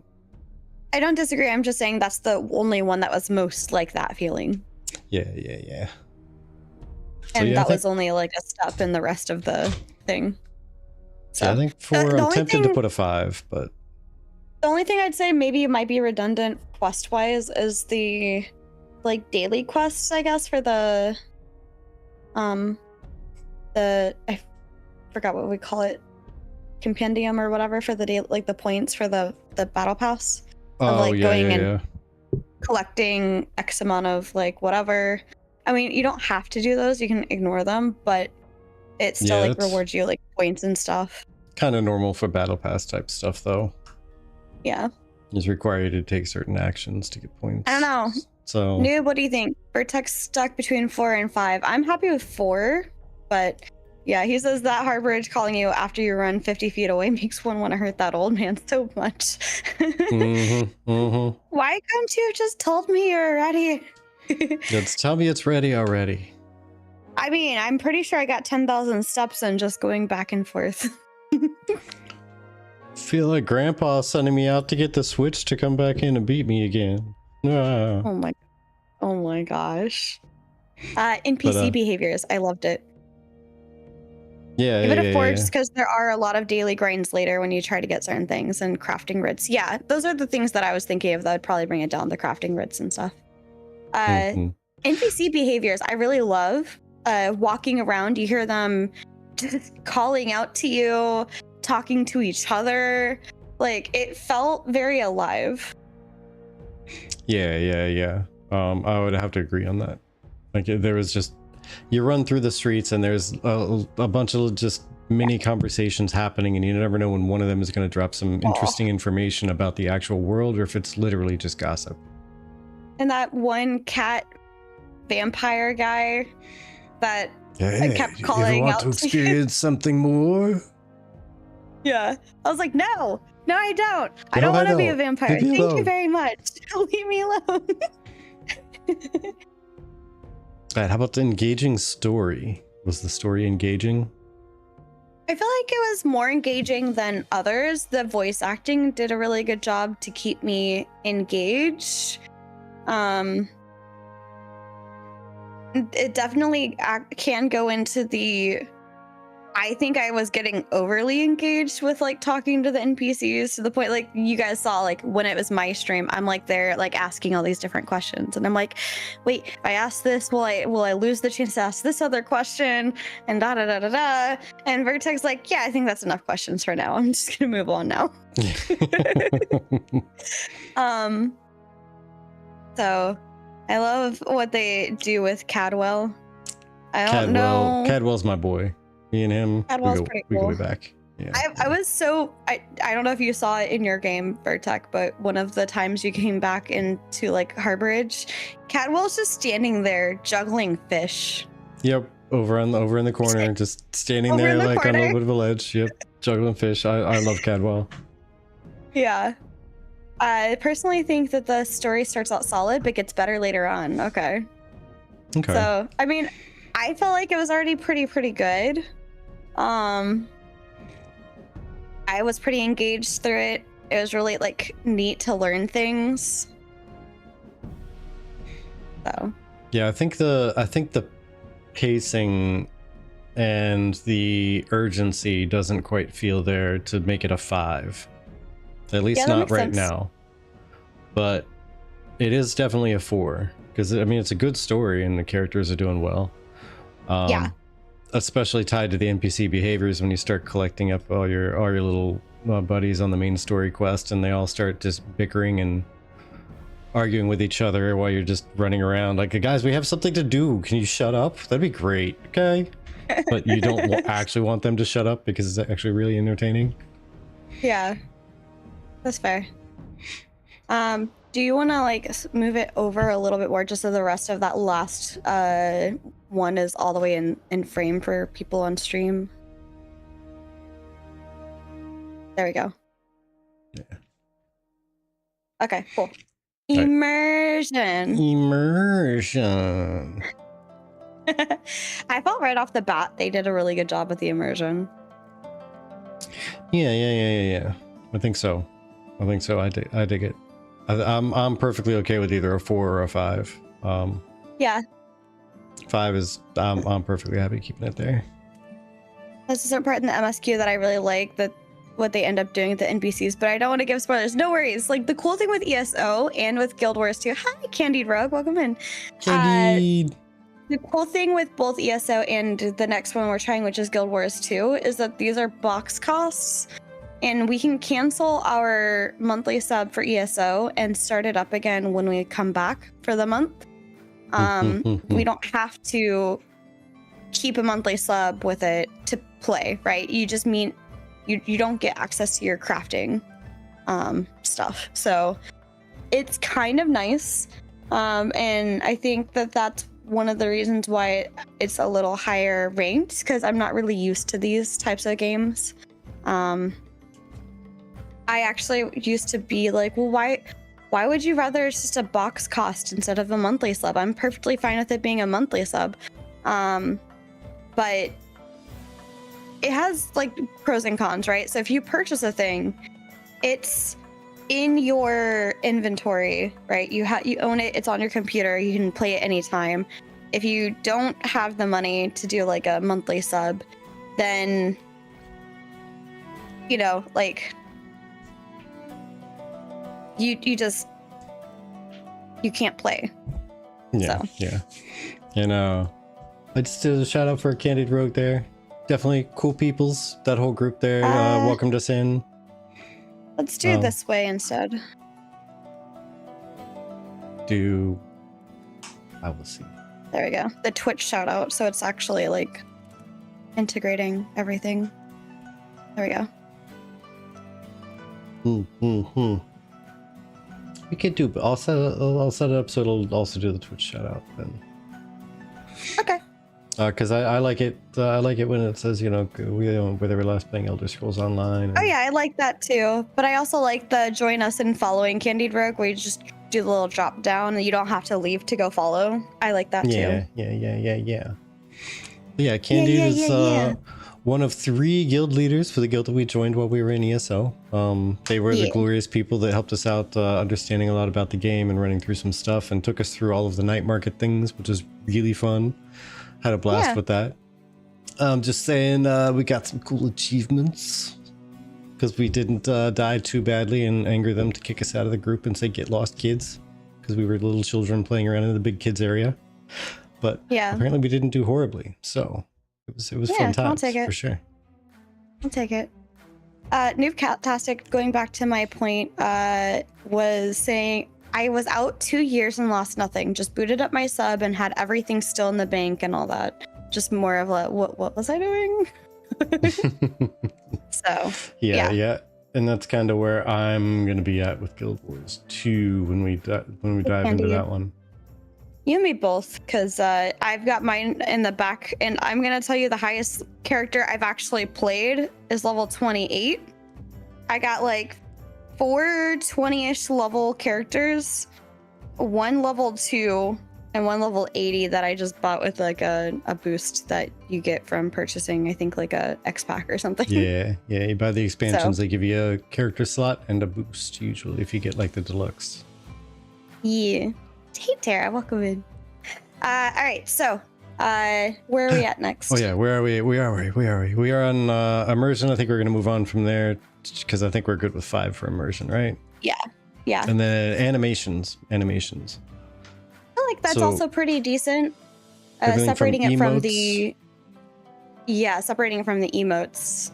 Yeah, because I was gonna say emotes, like attack actions, just moving around. How does running look? The mounts and all that stuff. I think they did pretty well. I'd be okay giving this one a 4 instead of the 3. Okay. Why more of a 4 for you? Just because there are a good variety of animations. I didn't notice any of them looking bad. Okay. Like there's a lot of stuff. There's multiple. I mean, I kind of want to include emotes in there because the fact that the emotes exist and there's such a variety of them is good for the RP rating that we put in there, but the quality of the animations also should be included. And the quality of the emotes were really good from all the ones that I played around with.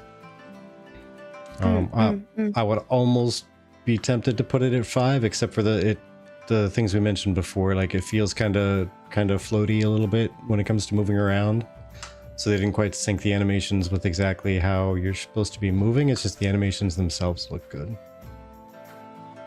Yeah. Okay, that's fair.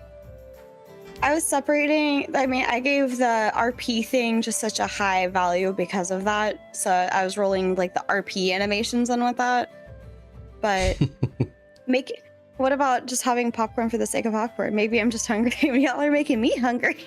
Hey, it's a tavern. Sorry, this is gonna be some food talk in here. Some food and some drinks. Got my drink here, which hasn't been really being sipped on, but I shall have some right now. Yum. But yeah, I'd say 4 is fair. But like the combat animations to me is why I was like, it's average. It's okay. I definitely feel like the RP stuff is carrying that. 4. Okay. Well then, chat, let's get some community weighing on this one. What do you think about animation specifically? Not necessarily just how many there are, but how good are the animations of ESO? I like a little sweet treat during the workday. I Mhm. still laugh when I remember Oracle striking to ride through the Ashes Desert with the Sandstones for a second. Oh. Yeah. Well, it was really funny because like I will tell Oracle like, "Hey, you're low on health," and then turn around and he's dead because he didn't heal himself. Nope, mining takes precedence. All right. So while we wait for community feedback, responsive weightiness. Just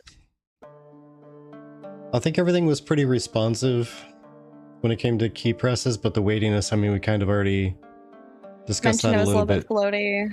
Yeah, it was a little bit floaty, so I mean, I'd put it in the 2 to 3 category, Sometimes probably I'd say it's 3. a little too responsive with that mouse movement. Oh yeah, I mean, there's the mouse movement. That's a whole But talk again, show in its own. that might be like a mechanical problem, not a game Yeah. problem. I like the animations in ESO. The IK is a bit jank sometimes. I don't know, IK is a bit jank. But otherwise, they're pretty fairly fluid and legible. I like the ESO animations. Okay, you guys both like the ESO animations. Gets held back a little bit because of the outdated graphics, I think, fair. Inverse kinematics. Oh, like being able to walk up to a rock and your one foot's up there and your other leg is down on the ground. Yeah, that definitely can sometimes get jank. My nose is itchy, sorry.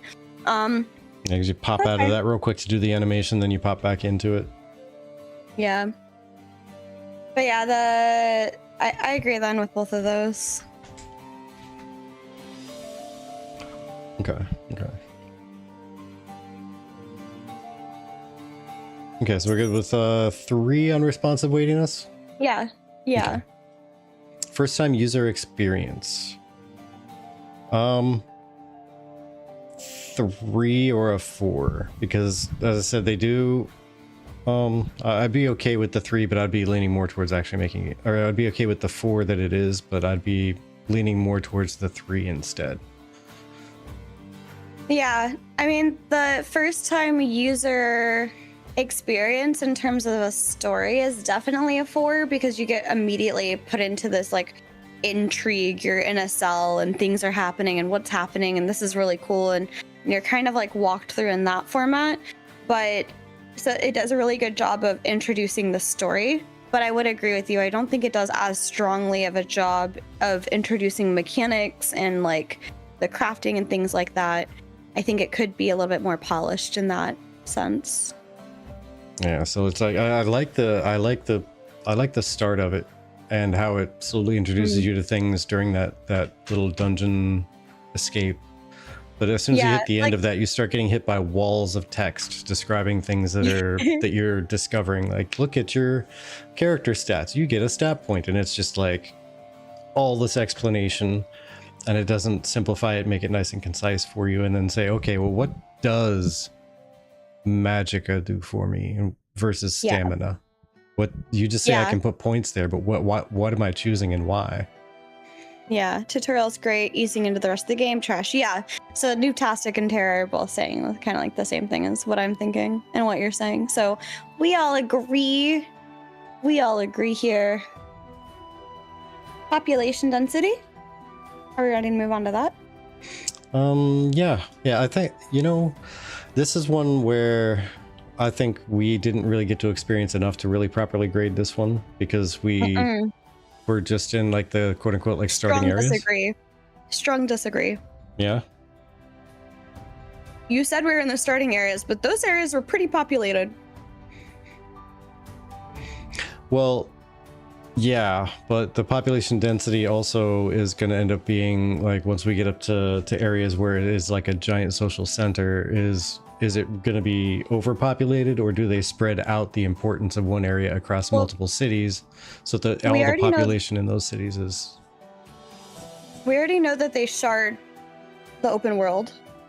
Mm-hmm. And not once did I go into a populated area, even that starting area outside of the Harborage, right? Mm-hmm. Not once did I go there and not see somebody else. And that's literally like one of the starting area.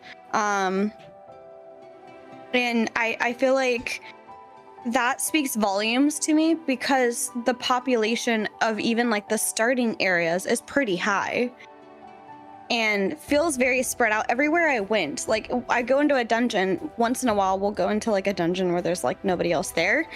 But like I go into like another area where there's banks and there's things and there's people that you can talk to, like merchants and doing crafting. And I at least see a reasonably crowded number of people there. And maybe this is because it's the entire NA server versus EU. So there's not like individual servers. But I think that further speaks to it. Like I never once felt like I was not in a populated game. And that's fair. I was just speaking more towards we don't know what it looks like towards the end of the game in the actual, if there is like a quote unquote actual end game area. But Noob responded back saying that there's no real like everyone needs to be right here, kind of like wow, I had Dalaran for like 3 expansions where it was like the core center. Maybe more by now. The point that I was making is if it's like that in the early areas, I can imagine it's still like that in the higher level areas as well. Yeah, and that's if fair. Not more that's fair. so. I mean, keeping that in mind, I mean, I'm comfortable with a 4, or I mean, I could be convinced to go with a 5 if you think it deserves a 5. I feel like it's on par with Final Fantasy because a lot of the places in Final Fantasy, I mean, to be fair though, the difference between the two, Final Fantasy has like those major hubs like Limlom, right? Yeah. But like ESO doesn't really have a major hub like that. It's got like a major city in that part of the map, but I feel like it's pretty populated. And again, chat, you guys can like feel free to weigh in on this. I feel like it deserves a 5 because it felt very populated. The density was reasonably dense. That could be in part due to sharding. We don't know how many more other people are there. I don't like saying that because it sounds like I'm saying like, you know, the other thing. But the other thing, I don't know what you mean. Why don't you spell it out? I'm not elaborating on that one. I'll let your imagination take you wherever it's going to take you. But I feel like it does a very, very good job. Especially, I would have rated it a 5 when I was playing a couple years ago, but I didn't play as much this round, so I'd rather not change. You don't like sharding, layering? Yeah, okay, depends. Well, Tara, Candied, Rogue, what are your thoughts on the population density across ESO? Because I feel like it's been pretty well, and like, in my opinion, these little mini cities are pretty well dense. And it's just one of those things that I feel like I'm in a live world with other players, and I don't feel like I'm on a dead server or it's a dead game, especially with how old this game is and how comparatively to Final Fantasy XIV, although they're once again going through another revamp of their graphics, and World of Warcraft, who also already went through another revamp of their graphics, comparatively have dated graphics, it's still a very well received and very well played game, population wise. And I feel it. I feel like I'm decent. Mid game zones are much more light in terms of other players. Tamriel Tom's update has revived players returning to older zones, though, so it's going through some density changes. Okay, so maybe that's a perceived thing because we have the Tamriel Tomes that are bringing some players to like the older zones. I could be talked down to a 4, but I feel like it holds a candle to Final Fantasy and World of Warcraft. So the thing I was about to say also is that I actually do. Even though it's counterintuitive to what some people think, is I actually do enjoy there being some cities that do have a lighter or non-existent player population, because it kind of gives a feeling of this is kind of an out in the middle of nowhere area. I'm out in the sticks, so to say, and there's only the locals that spend their time here, and that's it. Yeah. So I don't like that to be every town except for the main social hub, of course. But I do enjoy every once in a while at least coming out to a town that I know there's going to be nobody out here except for the locals. That's it. Just the locals play here, and that's it. but I come out here every once in a while, and it feels nice to be like I'm the only one around here doing the thing, and I'm just kind of going around doing whatever, and then I return back to the metropolis where everybody's at, and such like that, like zone capitals, like Terracotta just put out there. But let's see. Candide also says, I don't think I've ever been anywhere where I haven't run into other players. Had a lot of interactions with them too. There are a few places, especially during events, that push my computer to its limits. There you go. And that's probably why they have the the sharding going on there. Yeah. Which definitely does reduce the super high population in some areas from the annoying levels. Yeah, that's fair. I mean, if that layering wasn't in there, I imagine it'd be much worse on the computer. But for me, that's a good problem to have. I don't feel like it's a dead game. And I agree. I don't have a problem with not having as many people. I don't need like you said, I don't need every city to be fully at capacity, right? Just seeing people alive and running around in the world besides just the NPCs. And I feel like this is on top of us already saying that the NPC behavior was pretty amazing. So like the NPCs alone make the world feel alive. I feel like the player population and density just really adds to that. MMORPG Reddit is always a bunch of sad folks.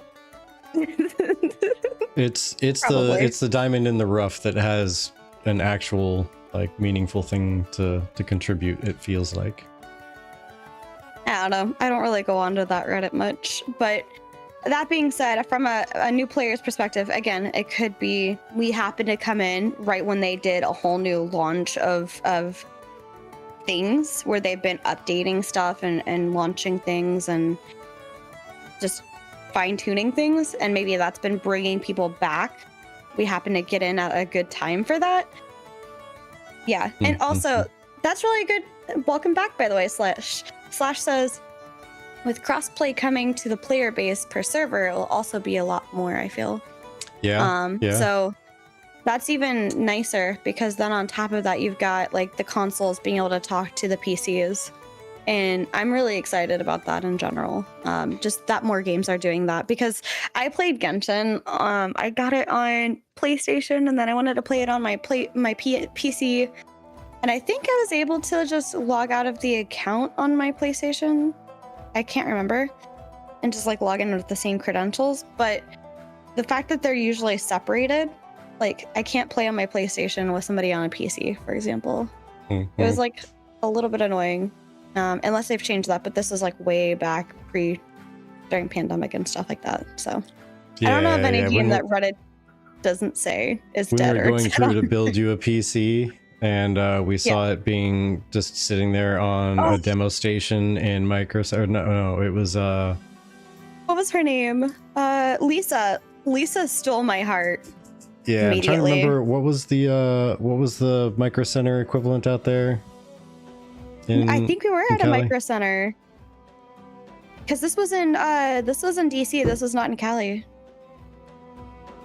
Was it? Yeah. Man, oh my gosh, I thought it was back when we were in Cali. When did Genshin? Because I know it was just coming out. We're like, what is this? What is this wizardry?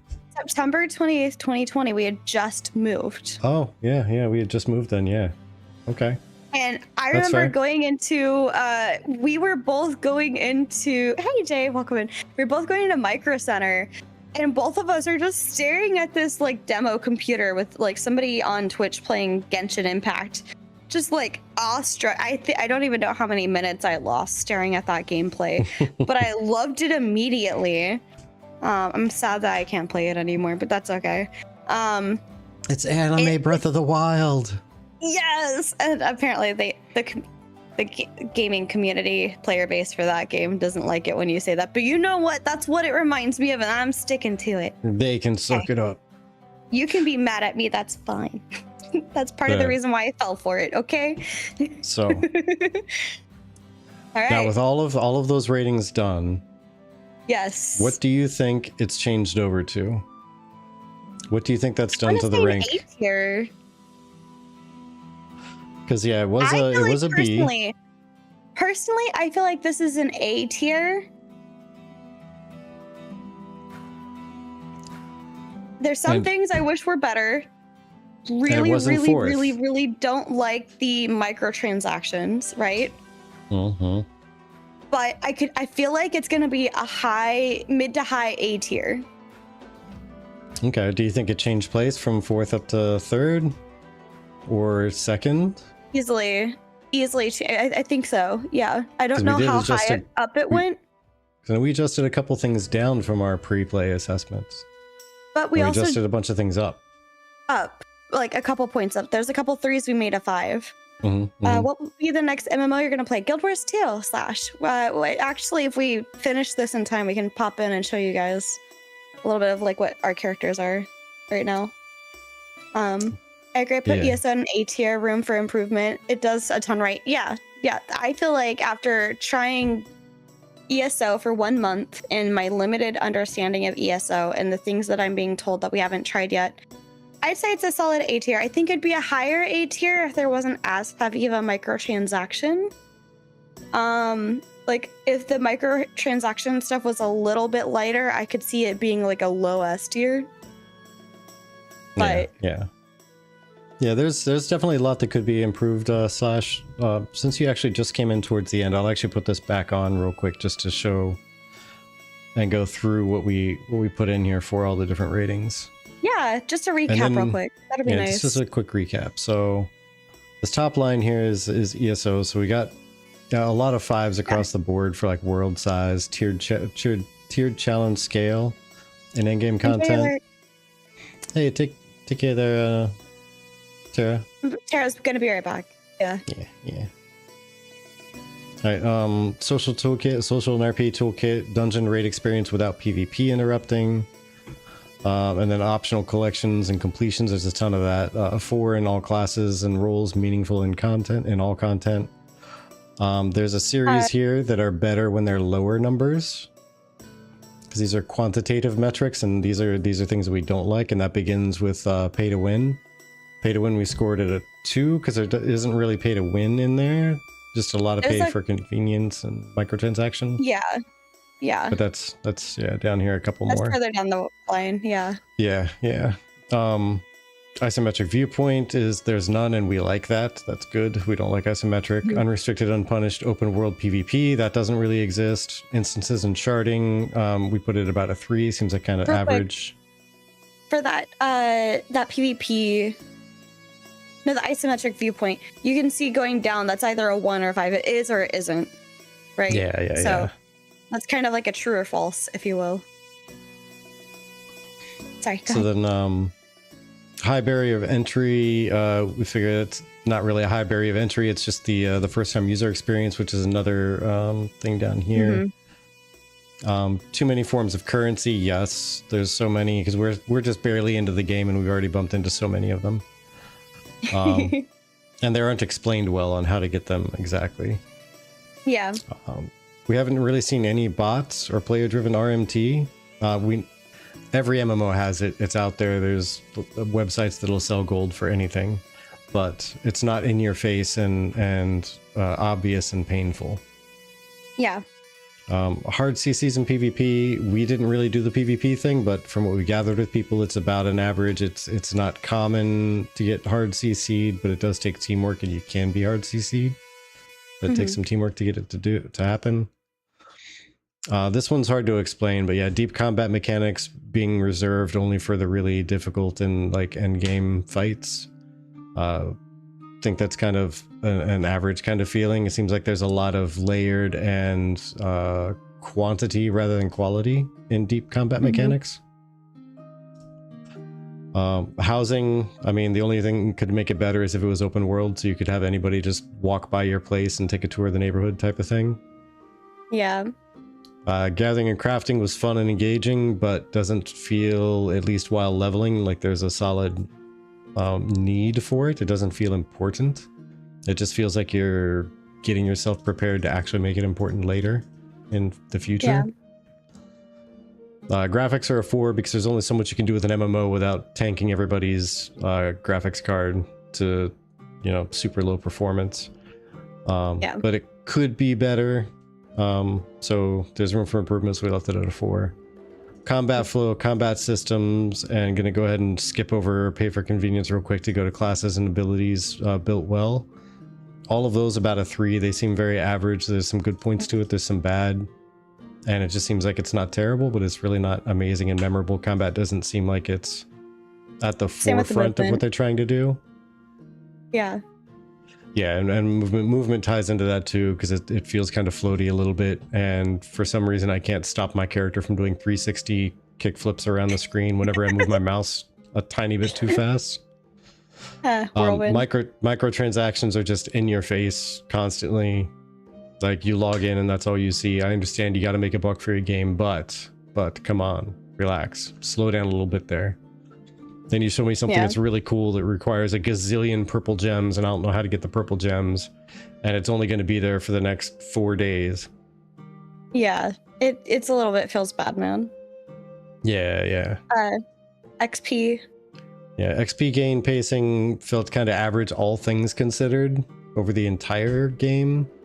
It seems really fast right now, especially with a higher difficulty on your personal character setting, like pushing up to master or vestige.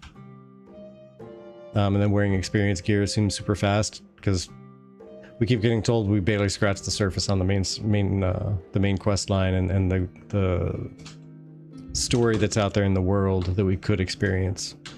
Yet we're at level 21 and 24, 22 and 24, something in there. Lore, it has all the lore. It has all the lore. All the lore ever is in this game. Quests aren't really redundant, but I mean there could be more variety in quests as far as coming up with unique stuff to do. There's unique storylines to the quest, and they don't feel like they're redundant, but they're all the same basic kind of quest you always get. You know, go kill this, go collect those, deliver this, or escort that person. Primarily the knockdown on the redundants are from like the dailies and the scripts for the crafting. Yeah, like they don't feel redundant, but there's not a lot of inventiveness to them. Like there's not as much variety. Like, I'd like to see week to week variety at least there. NPC behaviors, we love the fact that you can bump into 7,000 conversations while running through a tiny town, and you never know if it's just gossip or if it's actually a hook to a story somewhere, or more background information to a story you just got done going through. Yeah. Engaging story. Yeah, engaging. It could be more so with a little bit more urgency to the storyline, or a little bit more like pressure to I need to go do this thing, I need to go do this thing. It flows well, but again, there could be a little bit more improved there. Yeah, and Noobtastic, real quick, on my comment about I'd like to see there be new quests from week to week, I don't mean like brand new, never seen before. I just mean like comparing to Final Fantasy XIV, this is a little bit more of a sneak peek for the future months when we do get there. But the new expansion coming out next year, they're intending on varying it from like week to week. So the quest that you need to get done to get your battle pass like type thing, it's not going to be an actual battle pass, but it's going to be similar to a battle pass. They're going to change, and it's going to keep it a little bit more fresh. I'm just comparing it to that. I'd like to also see a little bit more freshness between logins, so it doesn't feel like, oh, you just finished picking 15 flowers, go pick 15 more flowers, you know, things like that. Yeah, but also new, part of that is also how well they disguise what the quests are, is kind of how that, what I was also indicating or trying to point to with it. It doesn't really feel like the same stuff, because they do disguise it well with the story and how they make you go about it. So it feels better if it's literally just you run up to a person like, hey, I need some flowers to make a soup. And you got to make the soup before I can send you over there to talk to so-and-so to find his sheep, who's then going to finally get you over to the town leader to get a key to go unlock his thing that gives you the special magic sword. Why do I need to find you flowers to get the magic sword to save the village? We're trying to save you from demons. Don't send me picking flowers. What the hell are you doing? Yeah. Immersion, we got it as a 5. Animations as a 4, because there is, you know, some room for improvement, just because it kind of plays into it's the combat movement and stuff. Yeah, like the combat animations and tying it to what you're actually doing, which is roughly connected to the responsiveness and weightiness of your actions while you're moving around. So those three actually kind of work hand in hand a lot. The movement, animations, and responsive and weightiness. Yeah. First time user experience, tutorial was great to begin with, where you start at and how it gets you kind of wound up a little bit, but then as soon as you finish that, it's just walls of text to do anything beyond that. And it kind of explains in wide terms without being concise and getting you the critical information you need in a short amount of time and little reading, and effectively conveying what everything is supposed to do, like super easy. Yeah. Scroll. Oh gosh, I forget. Thank you, Grava. Thank you for the call out. So your animations we put as a 4, responsiveness and weightiness is a 3, fatui is a 3, and then population density we put as a 5. Yeah, which we just finished discussing when some of you guys came in. Yeah. But so all in all, curious to see, can you show what the original ranking of ESO was before we updated? Yeah, let me pull up the old version of this before this update. I felt like that would be helpful just for comparison. So a lot of these we put in either based on community feedback or like a basic understanding of things or a basic Google search of things. And just kind of filled it in with like surface level research. And that's valid for the ranking. It's a good game, but there's a lot to improve. Right. So that's why I'm saying I think it could easily be an A rank game. And I think you said it's currently at a B before our changes. Almost. It's 0.3 points away, 0.3 points away from being a B rank. Okay. Yeah, I just popped it up on the stream there without changing over Discord for you as well. So currently ESO is ranked 4 out of all the 26 games that we went through and did a pre-play ranking on. Yeah. Based on what we knew of the games. And some of these we had played before, so we had a little bit more inside baseball on those, but yeah, it's 69.7. The only ones that have been updated based off of actual real life, like our time put into the game, have been Project Gorgon and Scars of Honor. Scars of Honor, somewhat so. We don't have a top 5. I mean, there's a top 5 based off of the algorithm that you can see in front of you. But Scars of Honor, somewhat so, has been updated because of the technical alpha test that we went through with them, but that was only hitting specific things. There wasn't enough information for us to make a true call for that. Yeah, it's got a really low score. Even still a lot of stuff we can't really say is definitely in there. So, but this is the old score right now. That one is even still a work in progress. But you see a good list of 31 games here. Just for reference, we're not playing all 31 of those games. We only chose, I want to say, 6 of them. And those are basically World of Warcraft, Final Fantasy XIV, Guild Wars 2, ESO, Scars of Honor, and Project Gorgon. So we're halfway through. We have 3 left. And I easily would say my ranking of the ones that we have tried so far, like retried so far, would be ESO, Scars of Honor, Project Gorgon. For my ranking. Yeah. So this right here is the score before we ended up doing the rescore today after playing for, I mean, about a month of playtime. Yeah, give or take. It's been about a month and a half, I do believe, but 2 weeks we were gone, so we weren't really playing. So now, hi, Mr. Dude Guy, sir. Welcome in. Now the question is, let's switch this back over to the updated ranking here. What do you folks think it is? Do you think it made it all the way up to an A? Do you think it's still in a B? Do you think it took over World of Warcraft? Do you think it gained at least 5 points in the score?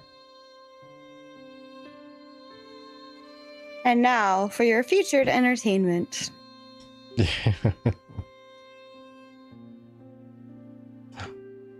Oh no. It's broken. Ruh-roh. You killed it. It's an A. Ruh-roh. Bear with me. Bear with me. I think it moved positions, but not ranks. Yeah, so this whole thing is based off of a tier list that we made. Oh, wow. Yeah, it's really broken. It's fine. Give me a minute. Okay. I mean, I'm saying really broken for the number of all the NAs that I see on the screen is all. But he did do an update to the thing, so I'm sure there's just like a thing or two that's missing. Solid A tier in my opinion, and I noticed the news of this game with seasons, they have improved a little. Yeah, I think somebody said it was a movement or a change with the developers adjusting stuff. It should be an A, or the judges are on the take. Is that a sports ball reference? Basically the judges saying, are on the take. Yeah, basically saying that they've been bribed. Yeah, I understood the reference, the joke. I was just wondering where that phrasing came from. But yes, so what we started this whole thing. I know a couple of you are new to us because you've come along during our whole thing. But is this scoring weighted in any way, or is each category equally important? It is weighted by how important that category is. So, for example, how important is housing in an MMORPG to you compared to how important is movement in an MMORPG to you? Those might have, or even compared to how much pay to win is in the game to you, right? So those might have different weights to them. You might be like, about a 3 for the movement, about a 2 for housing if you're not really interested in housing, and about a 5 for pay to win if you're really against pay to win, right? So there are weights to each metric, which will adjust the movement of those, but it kind of is adjusted also a little bit more to Vertec and I and our interests. We have a community weight, but we also have a Vertec and TB weight. Okay, for example, there we go. Vertec and TB are not a fan of isometric games, so that's heavily weighted. Is it isometric? It's gonna hurt the score a bit. I might still like it even if it's isometric, but I'm gonna like it less than if it wasn't isometric.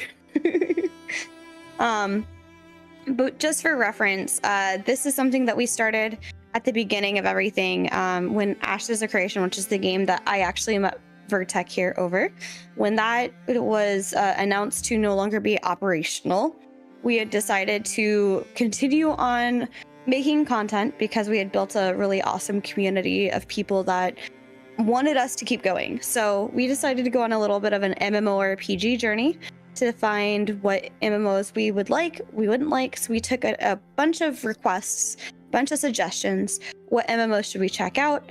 What is your favorite MMO? We added them all to the list.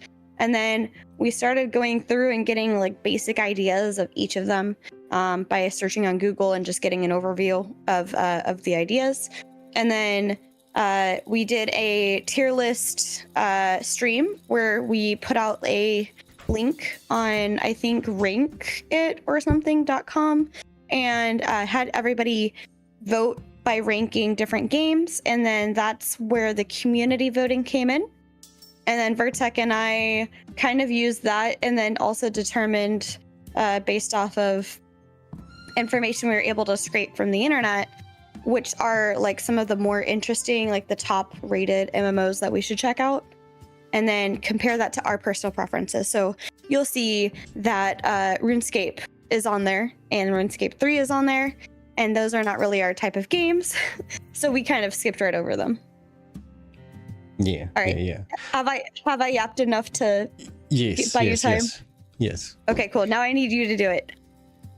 Okay. I'll be right back. Okay. All right. So I can show you the weights here in a moment as well, just so you can see what plays into this. But yeah, this is the old scoring. And then I'm just going to switch right into the new scoring.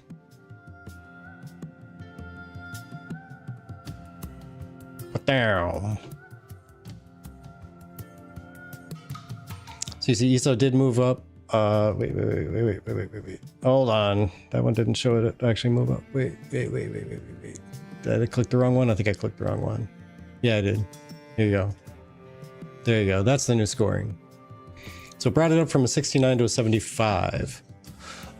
So it's almost there to an A tier. Almost there to an A tier as far as, again, the weights that we have in here.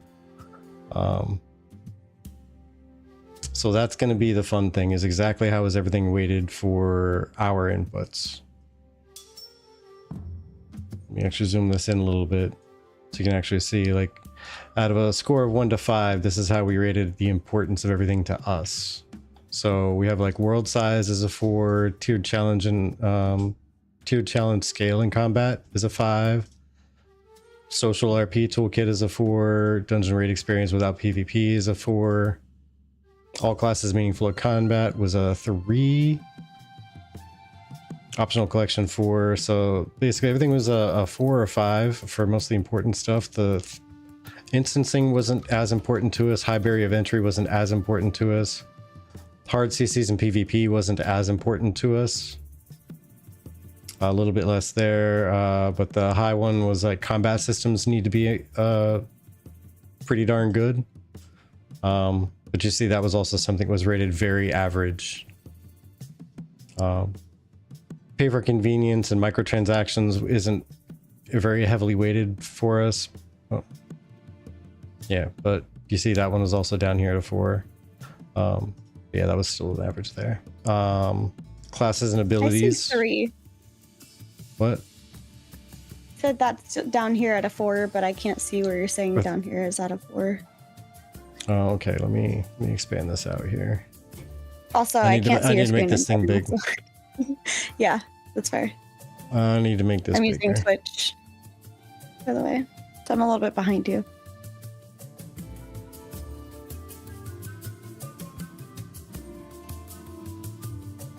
There we are.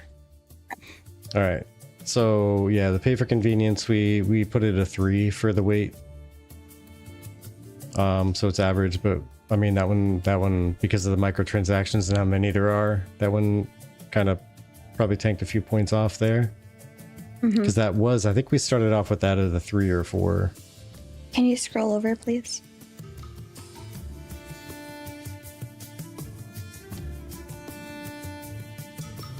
Thank you. But then everything else, like the classes and abilities are built well. Like there's so many things that ended up at a 3 that were weighted really highly for us, or weighted really highly for us.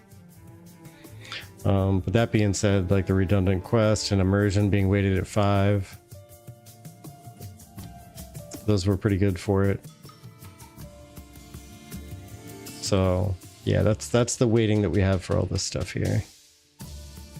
Yeah.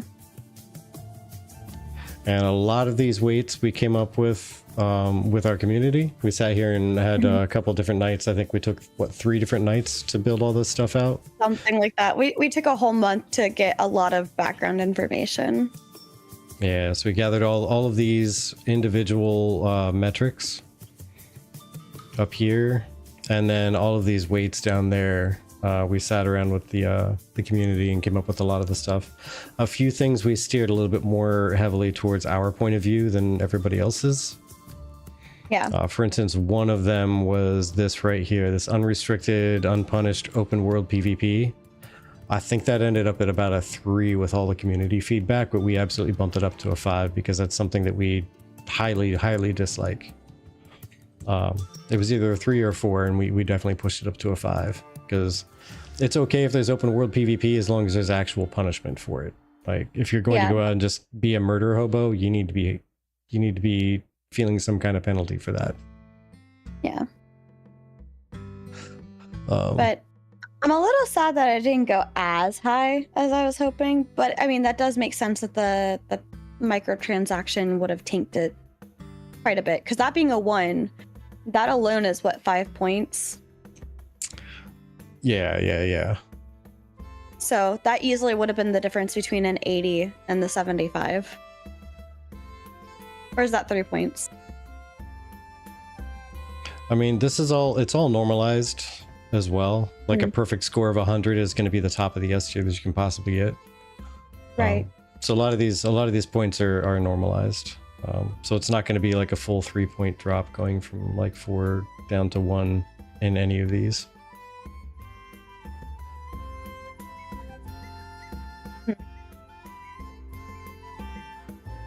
But yeah, that's I mean, that's what happened. Got it up to a 75. I mean, that's still not bad, but there's definitely some things that could be fixed. Like we're to scroll over and we're to go back over here to this microtransactions. If we were to put this back at like a 4, would that take it from a 75 have a good to... one, Slash. Thank you for stopping in and saying hi. Hey, have a good night there, Slash. Oh wow, it brought ESO up to like 3rd place. Yeah, so it went from a 75 to a 76.7 just from that one alone, right? Yeah. A couple things I would rate differently for myself that would put it into 8 tier. I think you meant A tier. Are you text to speech to texting right now? A tier, Probably. I bet. So this looks about right since it's all subjective. Yeah. Yeah. For me, I really don't like how in your face the microtransactions are. They could probably be much worse. I agree. So even that being a 2 would be fine. But it's enough that I find it really horrendous. I really don't like it. Yeah, I mean, honestly, there's let's see, so hard CCs and deep combat. So these aren't weighted very. Let me scoot this to the right here. So like these two are only 3s, but they're not weighted super heavily. These two, however, the combat, if the combat were updated. Yeah. Like if we were to take this right here and we were to take these from 3 up to 4, each of these up to a 4 for combat flow, combat systems, classes, and movement. And responsiveness. All of those up to a 4. I mean, that would have put it all the way up at the top at 2nd place, just with those alone. Yeah. Almost up into the A tier. Not the fix is on.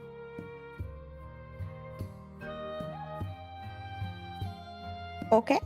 Tara saying it's improving a bunch over the next 18 months with the roadmap, assuming if all things going according to plan. Okay. So, that being said, I feel like over the next 18 months or so, we can totally see it moving higher with them adjusting stuff and addressing things that need to be addressed. Yeah, because honestly, that if that were to become a 4 and this were to just become a 3, or let's take that. We'll be realistic here. Let's say they put a lot of bit less pressure, and that becomes a 2, and the experience gain pacing was better, then that would put it up into an A. Yeah. So they need some combat polish. They need movement polish. They need a little bit less high pressure on the microtransactions, and that would have been it. That would have put it in A tier. Yeah. But I personally think of this as an A tier game. So in my own heart, it's an A tier game.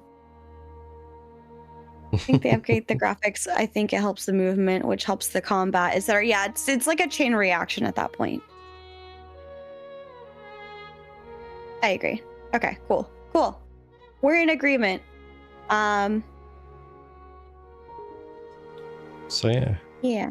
But yeah, for right now though, I mean, it went from a 69.7 up to a 75, so it was a pretty decent jump. Yeah, that was a pretty big jump. It overtook World of Warcraft. Yep. Which I'm sure everybody is pleased about. Yeah. Well, now the question is, because this is the community-based score. Let's see if the community-based score going to just our or the community adjusted scores what this is. Let's see if just our scoring alone changes this at all. Okay.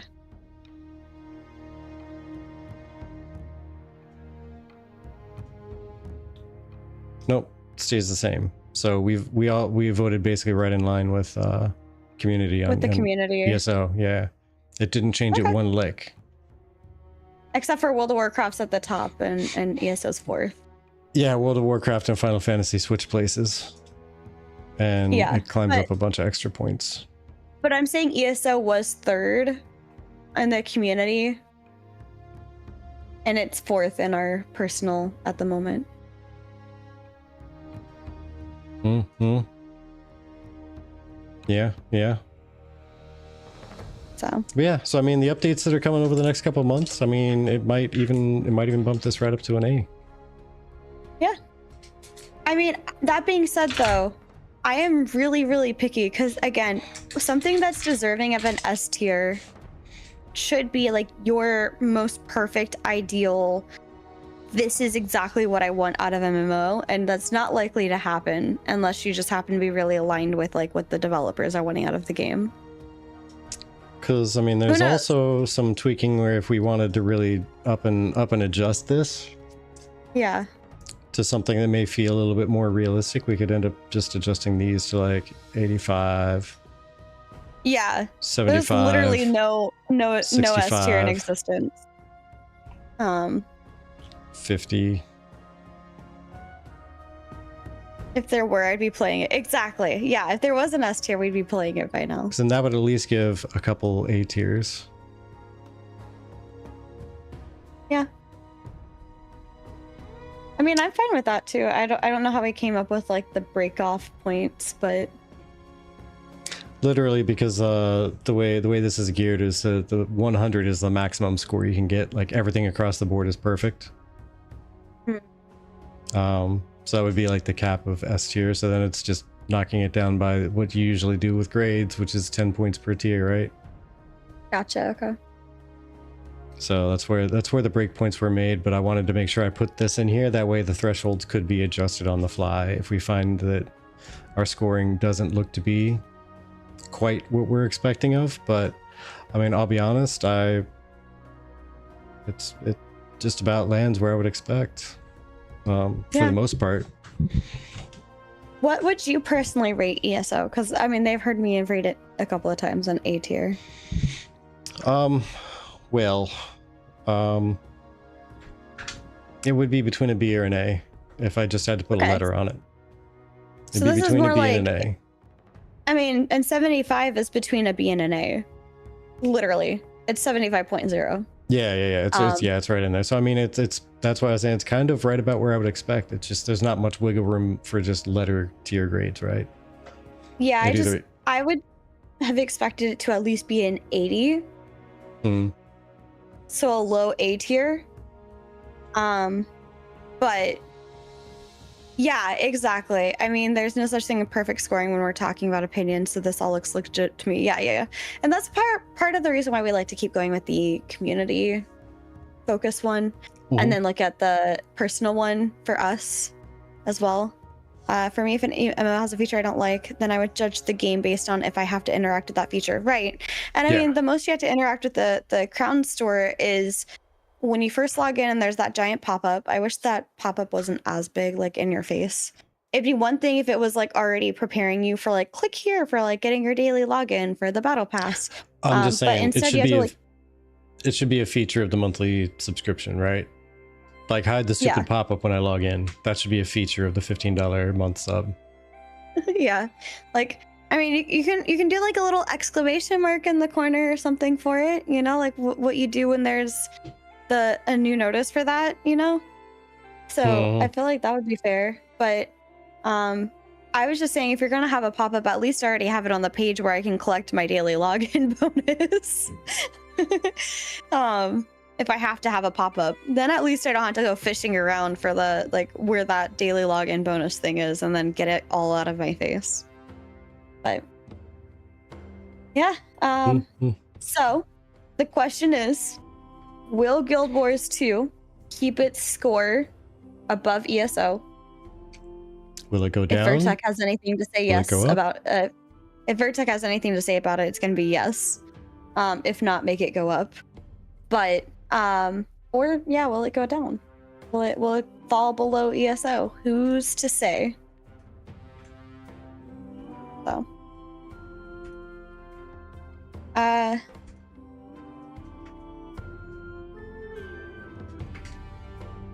Guild Wars 2 is going to be interesting to see. I've only played very little, so I'm looking forward to it. Yeah, a lot of my characters are level 20-ish. Which, by the way, Vertec, one of my TV Breeze is a level 28. I think you said you had like a level 26 or something like that. I have a 22. What race is your 22? Norn. Oh, I have a 21 Norn who's a ranger. Okay. Well, it also depends on where we're at in the story too. Yeah, that's fair. We have two characters that we're going through the story together, and I don't think I did anything. Or no, yeah, he's a Norn. He's a Revenant. I was thinking Guardian, but no, I think he's a Revenant. Okay. I'll have to log in again to check. No worries. But so I forgot what the character was. Sylvari, the tree people. Yeah. I have Sylvari and I have a Norn. Those are the two races that I primarily went with, and then I think I have like one other one that I got to like level 2.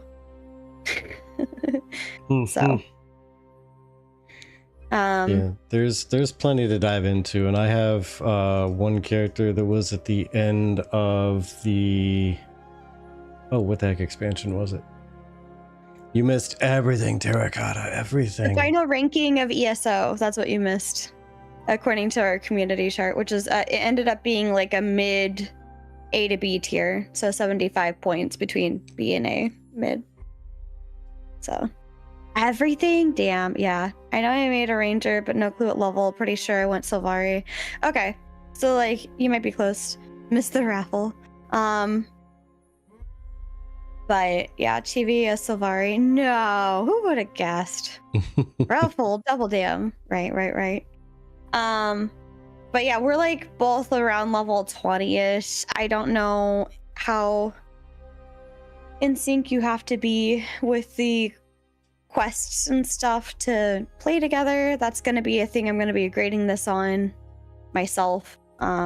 Ideally, the less in sync you need to be, the better. And I feel like to that point, as we're still wrapping up our discussion, and I always plan like the review of a game to be like the entire stream because it takes us the entire stream to do it. It like literally takes us 3 hours to get through the entire ranking.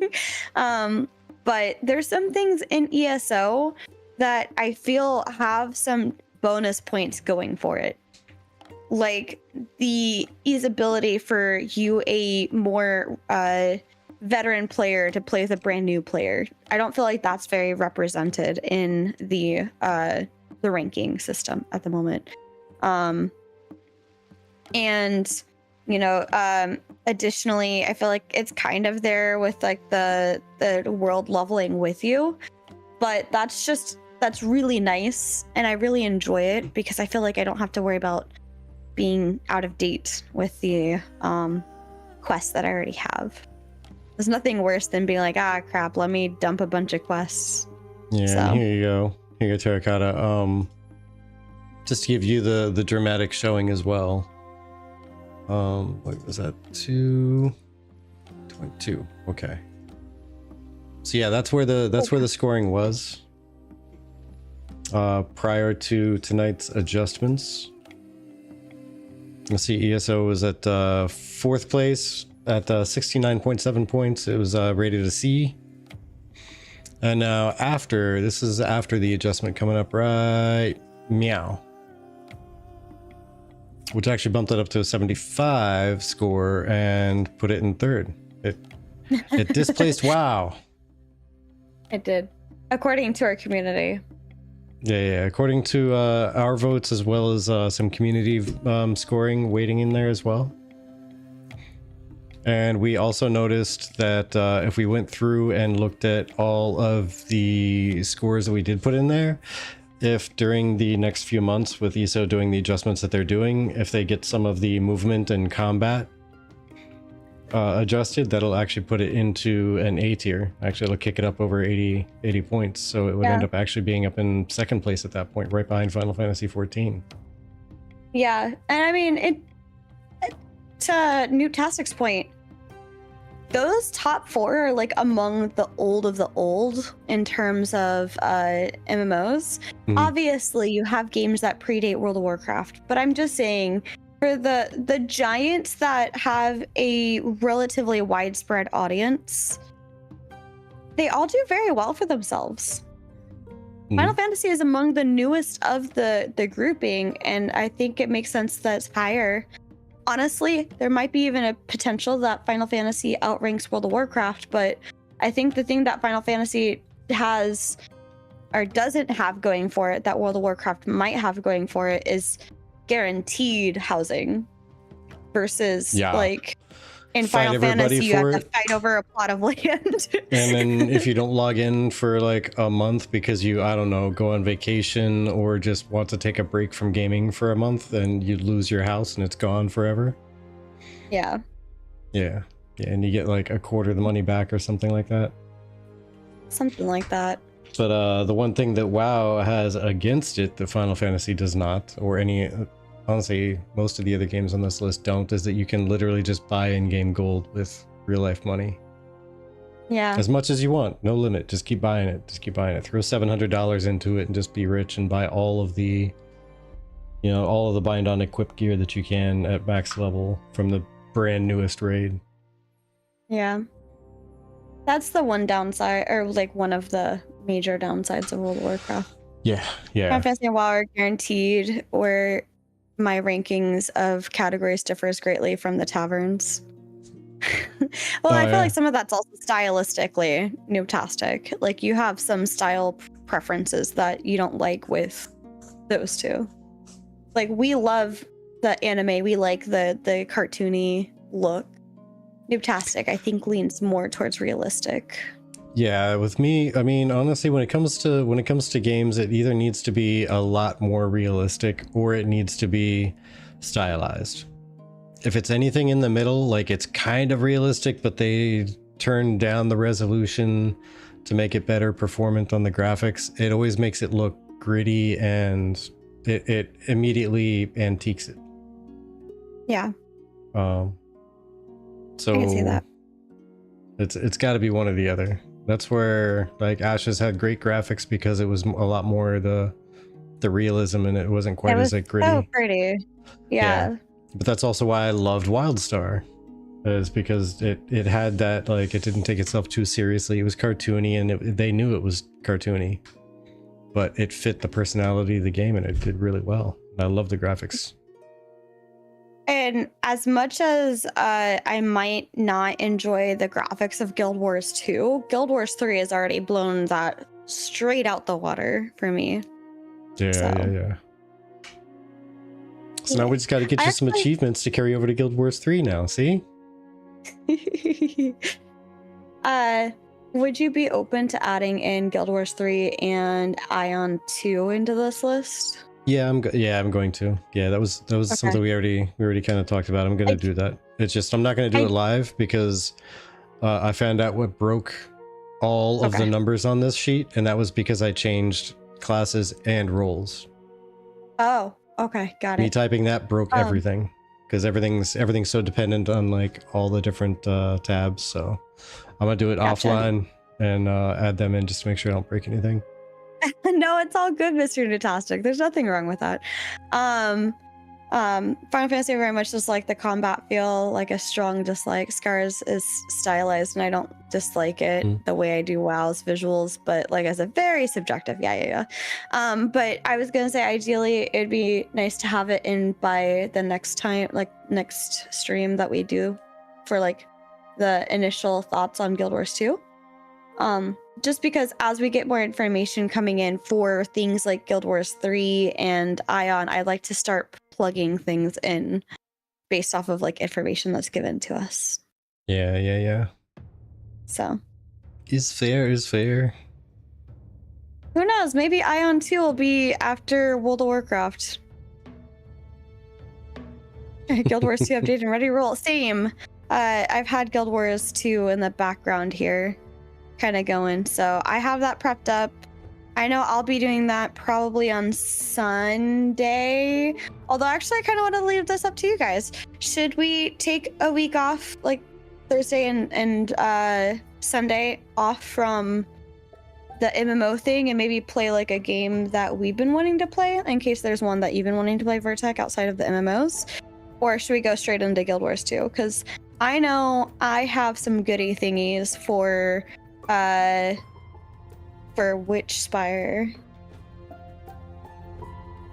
Yeah, we could take a week or two off and dip back in after that.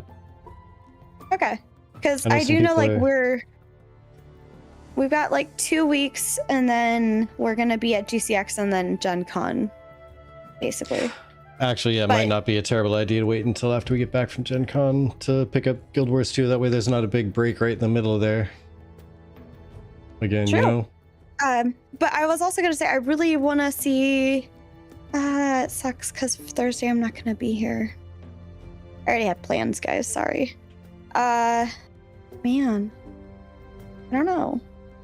So I'm gonna be traveling for work on the 13th through the 17th. Oh wait, I'm looking at the wrong thing here. The 13th or the 17th. Okay.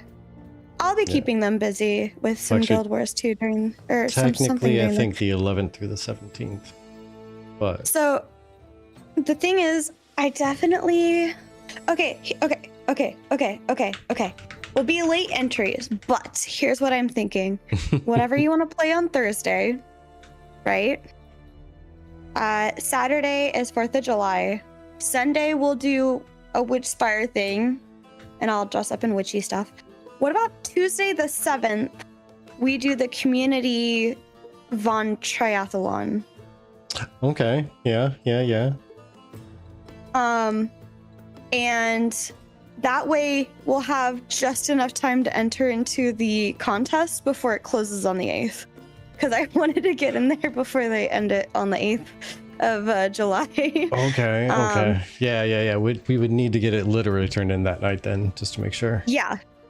But I mean, the good news is I just need to note down what the timestamp is by having it open in like a separate browser of like what the timestamp is, and then not edit the intro or outro of it. Well, see, that's the thing. All you really got to do is just go through the day with it just recording up to Twitch, and then you just record write down wherever you started. Like, just the start is the only important part. Yeah, that's what I was saying, is I could have like YouTube open or something on the side to get the timestamp when we start counting down like the start of it. I could write down like the beginning of us counting down, and then that way I can already have that prepped up and ready to go for our time and everything. But yeah. But then the 4th is oh, go ahead, sorry. I was gonna say probably get you recording on your Chibi Bree channel, maybe, just so we both have a different recording of our gameplay going through. Turn off the switching that way. I could probably upload a recording to YouTube. Fair. I have not logged in or like gotten my like stream anything set up in a long time for stream keys. That's changed since the last time I played on my own channel. But yeah, maybe. But yes, the 4th of July here in the US is our Independence Day. I think that Canada has their own Independence Day on the 1st? I forget. I recall. Sorry, Oracle. You told us last year. That was the first time I had actually been alerted to it. So I thought that was kind of cool. It is tomorrow. Haha, it is the 1st. I remembered. Look at me. But so happy Canada Day ahead of time, as we're like 45-ish minutes from midnight. But yeah, it's just more like we have plans to be with friends and stuff on the 4th, and I was just trying to keep track of where we're gonna be and what we're doing on different days real quick while trying to like plan out stuff for the next week. And then Vertec, whatever you're doing on the 9th. And then I'll just keep people busy kind of the week while you're gone with something. I don't know what. Maybe Nira. I don't know. Maybe. But when he gets back, it's GCX time and then Gen Con and then we'll be back for it's gonna be a mad rush. It's gonna be a mad rush. Yeah, it's wet prepare for rain. I think more so. See, we live in Florida. That's like throwing a dart in a giant bin of Legos for us. We have something called the daily rain, and today's thunderstorm was a little extra. yeah. You can start pretty much every day by saying there's a 50% chance of rain, 50% chance of being at least 50% cloudy, and 25% chance of thunder. That's it. Okay, ready to go. Yeah.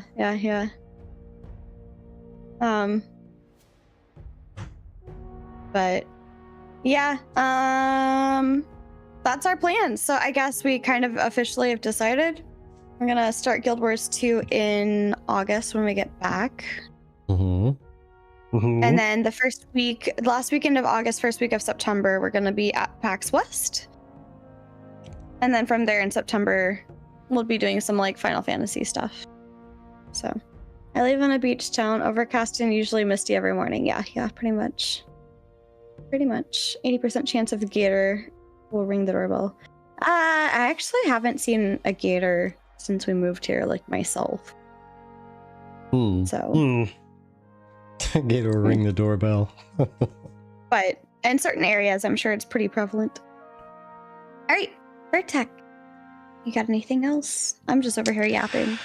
No, I think that might be about it. I know if we ran through the ratings super fast, which I didn't foresee exactly happening, we were going to hop on that Guild Wars and try to sort our stuff out. But we did take about as much time as we normally do to go through the ratings. So that did take the entire time.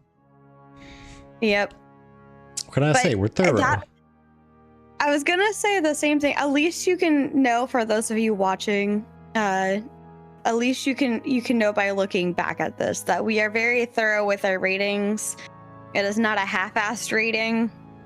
Yep. It is definitely a well thought out rating. I'm going to be adding some more stuff to this sheet just so we can keep in mind also when we put in the ratings, the date that we put them in and if it was after or before playing, so that we know some games we might need to circle back to if we care that much about the ratings of those games. Which probably not in most of these cases, but I'm just saying. At least we'll know and we'll be able to show people like these we didn't play. We're going by what other people knew, what we could find on the internet. Yeah. But yeah. That's all I got.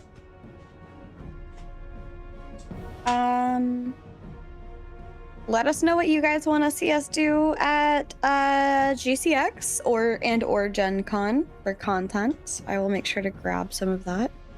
Give Vertec any chance to use the spreadsheet and he'll take it pretty much. I like spreadsheets. I was thinking maybe we could raid over to Xavia. Okay. It's been a minute. She's playing Dead by Daylight. Dead by Daylight?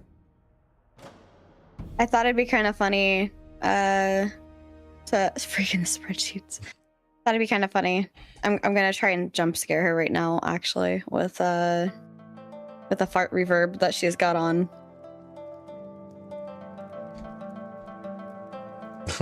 Lordy. All right. Well then, did you have any other closing statements? Do you have any final words? Just thank you guys for joining us on this journey, and I hope that you found this interesting. All right, everybody. Well, as per the usual, we do like to make sure that you know that your time is very important to both you and us. You get it once, you spend it once, and you decided to spend it here. So we absolutely do adore you for that and appreciate every moment that you spent here. And as time goes, at the tavern here, we have a no refund policy, but, you know, even if we wanted to, we couldn't give you a refund. So we hope it was worthwhile. Yeah. You know, I can give them, though. Every sip Receipts. Receipts. Everybody, take care. We'll catch you around next time. See you next time. Bye.